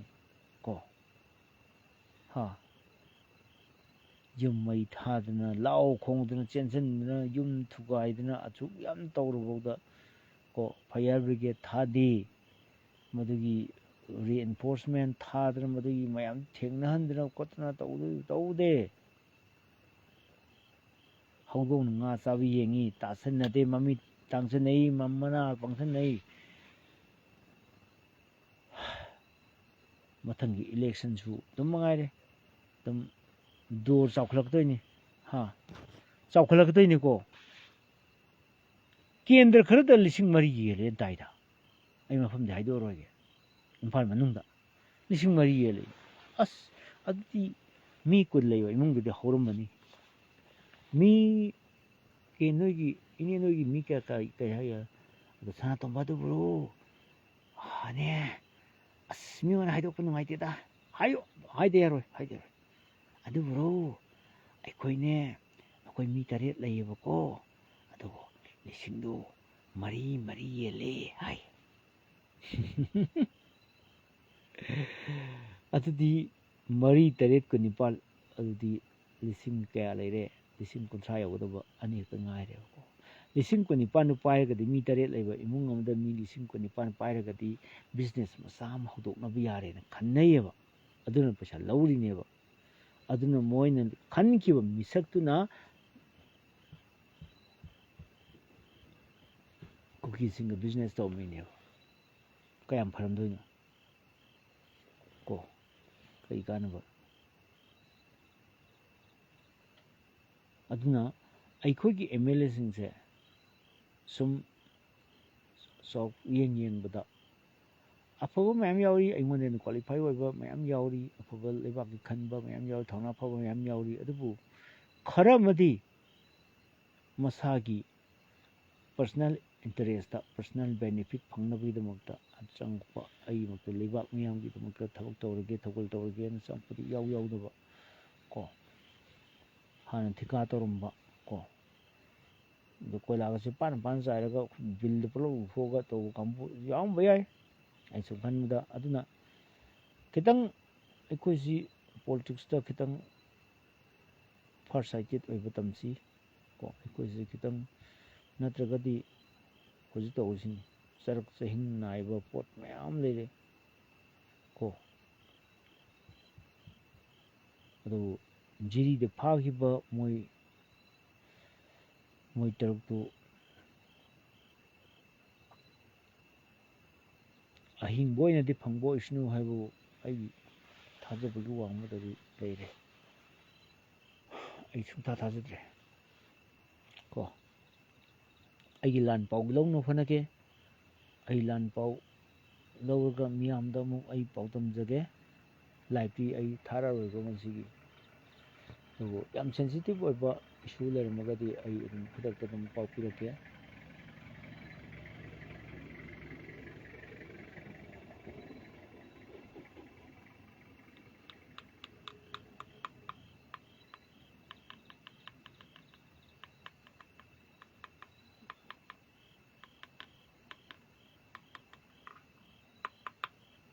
ꯍꯌꯦꯡ ꯏꯆꯥꯅꯨꯄꯤꯒ ꯐꯥꯏꯅꯦꯜ ꯁꯥꯟꯅꯕꯗꯨ ꯑꯩ ꯂꯥꯏꯔꯤꯛ ꯊꯥꯖꯅꯤꯡꯅ ꯑꯩ ꯂꯥꯎꯁꯨ ꯂꯧꯊꯣꯛꯏꯅꯤꯀꯣ ꯂꯩꯕꯥꯛꯀꯤ ꯏꯔꯥꯡꯁꯤ ꯐꯠꯇꯕꯅꯤꯅꯅꯦ ꯍꯦꯛꯇ ꯇꯣꯇꯦꯜ ꯁꯠ ꯗꯥꯎꯟ ꯍꯦꯛꯇ ꯇꯧꯁꯜꯂꯛꯏ ꯎꯄꯥꯏ ꯂꯩꯇꯦ ꯂꯩꯕꯥꯛꯀꯤꯅ ꯑꯩꯈꯣꯏꯁꯨ ꯁꯞꯄꯣꯔꯠ ꯇꯧꯗ ꯌꯥꯗꯕꯅꯤ ꯀꯣ ꯑꯗꯨꯕꯨ ꯑꯣꯜꯇꯔꯅꯦꯇꯤꯞ ꯑꯃꯇꯪꯗꯤ ꯌꯦꯡꯍꯟꯅꯤꯡꯉꯤ ꯑꯩꯈꯣꯏꯗ ꯁꯤ ꯑꯣ ꯃꯌꯥꯝꯗ ꯑꯩꯅ ꯑꯄꯤꯜ ꯇꯧꯖꯕꯗꯤ ꯀꯣ ꯃꯌꯥꯝꯁꯤꯅ ꯁꯨꯃꯥꯏꯅꯒ ꯍꯥꯏꯗꯅꯀꯣ ꯅꯪꯒꯤ ꯀꯦꯟꯗ꯭ꯔꯒꯤ ꯑꯦꯝ ꯑꯦꯜ ꯑꯦꯁꯤꯡꯁꯤꯗ ꯁꯨꯃꯥꯏꯅ ꯄ꯭ꯔꯦꯁꯔ ꯄꯤꯔꯣ ꯑꯀꯟꯕ ꯄ꯭ꯔꯦꯁꯔ ꯐꯣꯇꯣ ꯅꯝꯅꯕ ꯚꯤꯗꯤꯑꯣ ꯅꯝꯅꯕ ꯅꯠꯇꯕ ꯑꯁꯦꯡꯕꯒꯤ ꯃꯥꯒꯤ ꯊꯃꯣꯏꯗꯒꯤ ꯊꯣꯛꯂꯛꯄ ꯋꯥꯗꯨ ꯍꯥꯏꯔꯣ ꯍꯥꯏꯗꯅ ꯇꯧꯅꯒꯗꯕ ꯃꯇꯝꯁꯤꯗ ꯑꯩꯈꯣꯏ ꯇꯣꯇꯦꯜ ꯁꯠ ꯗꯥꯎꯟꯅꯦꯅ ꯍꯥꯏꯔꯦ ꯇꯧꯔꯁꯅꯨ ꯃꯣꯏ ꯊꯣꯛꯄ ꯇꯧꯔꯁꯅꯨ ꯑꯩꯈꯣꯏꯁꯨ ꯀꯩꯁꯨ ꯍꯥꯏꯐꯝ ꯂꯩꯇꯦ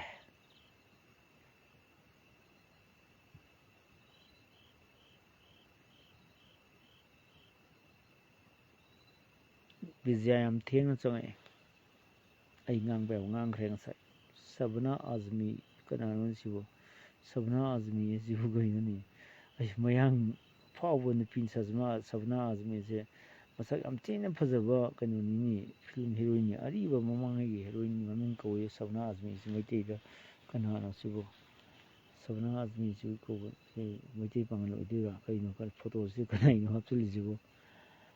ꯀꯔꯤ ꯏꯟꯇꯔꯦꯁꯇ ꯆꯪꯕꯤꯔꯛꯏꯅꯣ ꯑꯗꯨꯝ ꯍꯥꯏꯔꯛꯑꯣ ꯑꯩꯗꯤ ꯐꯦꯛ ꯑꯦꯀꯥꯎꯟ ꯌꯥꯝꯅ ꯌꯥꯎꯕꯁꯤ ꯅꯨꯡꯉꯥꯏꯇꯦ ꯁꯕꯅꯥ ꯑꯖꯃꯤꯁꯤ ꯐꯦꯛ ꯑꯦꯀꯥꯎꯟ ꯃꯥꯜꯂꯤꯗ ꯑꯣꯏꯔꯝꯗꯕꯁꯨ ꯌꯥꯏꯗ ꯍꯧꯖꯤꯛꯇꯤ ꯃꯃꯤꯡ ꯃꯁꯛ ꯂꯣꯏ ꯂꯣꯠꯅꯔꯕꯅꯤ ꯑꯩꯈꯣꯏꯗꯕꯨ ꯑꯁꯦꯡꯕ ꯗꯣꯡ ꯂꯥꯎꯔꯤꯁꯤꯅꯤ ꯕꯤꯖꯤꯌꯥ ꯍꯣꯏꯁꯨ ꯀꯣ ꯍꯩꯉꯥꯡ ꯂꯣꯝꯗꯒꯤꯅꯤ ꯑꯗꯨꯝ ꯑꯁꯦꯡꯕ ꯑꯗꯨꯝ ꯑꯗꯨꯃꯥꯏꯅ ꯇꯧꯏ ꯂꯥꯟꯒꯤ ꯐꯤꯕꯝꯁꯤ ꯈꯔ ꯍꯦꯟꯅ ꯂꯨꯁꯜꯂꯛꯄ ꯌꯥꯏ ꯑꯩ ꯑꯃꯨꯛꯀ ꯂꯥꯎꯊꯣꯛꯀꯦ ꯂꯥꯟꯒꯤ ꯐꯤꯕꯝꯁꯤ ꯈꯔ ꯍꯦꯟꯅ ꯂꯨꯁꯜꯂꯛꯄ ꯌꯥꯏ ꯀ꯭ꯔꯤꯇꯤꯀꯦꯜ ꯖꯪꯆꯔ ꯍꯧꯖꯤꯛ ꯌꯥꯝꯅ ꯐꯤꯕꯝ ꯇꯥꯗꯕ ꯃꯑꯣꯡꯗ ꯆꯪꯁꯤꯜꯂꯕꯅꯤ ꯈꯨꯟ ꯉꯥꯛꯄ ꯐꯥꯕꯤꯕ ꯀꯨꯀꯤꯕꯨꯅ ꯃꯣꯔꯦꯜ ꯕꯨꯁꯑꯞ ꯇꯧꯕꯤꯕ ꯐꯤꯖꯤꯀꯦꯜꯂꯤ ꯃꯣꯔꯦꯜꯂꯤ ꯑꯩꯈꯣꯏꯒꯤ ꯃꯩꯇꯩꯒꯤ ꯈꯨꯟ ꯉꯥꯛꯄꯁꯤꯡꯅ ꯀꯣꯏꯇꯥꯟ ꯇꯥꯟꯅꯕꯤꯕ ꯀꯣ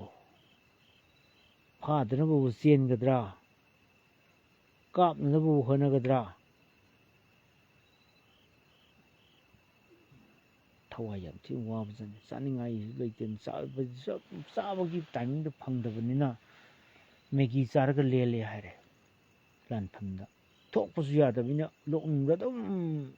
ꯇꯨꯃꯤ ꯀꯥꯡꯂꯒ ꯑꯍꯤꯡ ꯂꯦꯛꯑꯦ ꯍꯥꯏꯔꯦ ꯁꯤꯒꯨꯝꯕ ꯃꯌꯥꯝꯁꯦ ꯑꯗꯒꯤ ꯀꯝꯕꯜ ꯑꯊꯥꯕ ꯂꯥꯟ ꯀꯥꯞꯅꯕꯗ ꯄꯨ ꯌꯥꯕ ꯅꯠꯇꯦꯗꯣ ꯁꯤꯒꯨꯝꯕ ꯃꯌꯥꯝꯁꯤ ꯑꯩ ꯑꯣ ꯃꯥꯏ ꯒꯣꯠ ꯑꯩꯒꯤꯗꯤ ꯈꯣꯏꯌꯨꯝ ꯂꯥꯏꯗ ꯇꯥꯏꯅꯕ ꯅꯠꯇꯅ ꯂꯥꯏ ꯇꯥꯏꯅꯕ ꯅꯠꯇꯅ ꯎꯄꯥꯏ ꯂꯩꯇꯦ ꯇꯥꯏꯔꯦꯜ ꯍꯥꯏꯕ ꯄꯣꯠꯁꯛ ꯑꯃꯈꯛ ꯂꯩꯀꯣ ꯃꯩꯇꯩꯅ ꯇꯥꯏꯔꯦꯟ ꯂꯥꯠꯂꯝꯃꯤꯕ ꯃꯩꯇꯩꯅ ꯇꯥꯏꯔꯦꯟ ꯂꯥꯏꯒꯤ ꯊꯧꯔꯝꯗ ꯇꯥꯏꯔꯦꯟ ꯁꯤꯟꯅꯔꯝꯃꯤꯕ ꯇꯥꯏꯔꯦꯟ ꯃꯅꯥꯅ ꯈꯤꯛꯇꯣꯛꯑꯝꯃꯤꯕ ꯇꯥꯏꯔꯦꯟ ꯃꯅꯥꯅ ꯁꯦꯡꯗꯣꯛꯑꯝꯃꯤꯕ ꯃꯁꯤꯒꯤ ꯃꯔꯝ ꯑꯩ ꯉꯁꯤ ꯍꯥꯏꯔꯝꯒꯦ ꯇꯥꯏꯔꯦꯟ ꯍꯥꯏꯕꯗꯤ ꯇꯥꯏꯁꯤꯟꯅꯕ ꯍꯥꯏꯕꯅꯤ ꯑꯐꯕꯒ ꯐꯠꯇꯕꯒ ꯑꯃꯝꯕꯒ ꯑꯉꯥꯟꯕꯒ ꯀꯣ ꯃꯁꯤ ꯇꯥꯏꯁꯟꯅꯔꯤꯕ ꯄꯣꯠꯁꯛꯇꯨꯕꯨ ꯑꯩꯈꯣꯏꯅ ꯇꯥꯏꯔꯦꯟ ꯀꯧꯏ ꯀꯣ ꯑꯗꯨꯅ ꯑꯩꯒꯤ ꯄꯣꯏꯟꯗ ꯑꯃꯨꯛ ꯂꯣꯏꯁꯤꯜꯂꯛꯄꯒꯤꯗ ꯑꯩ ꯀꯩꯅꯣꯝ ꯍꯥꯏꯖꯒꯦ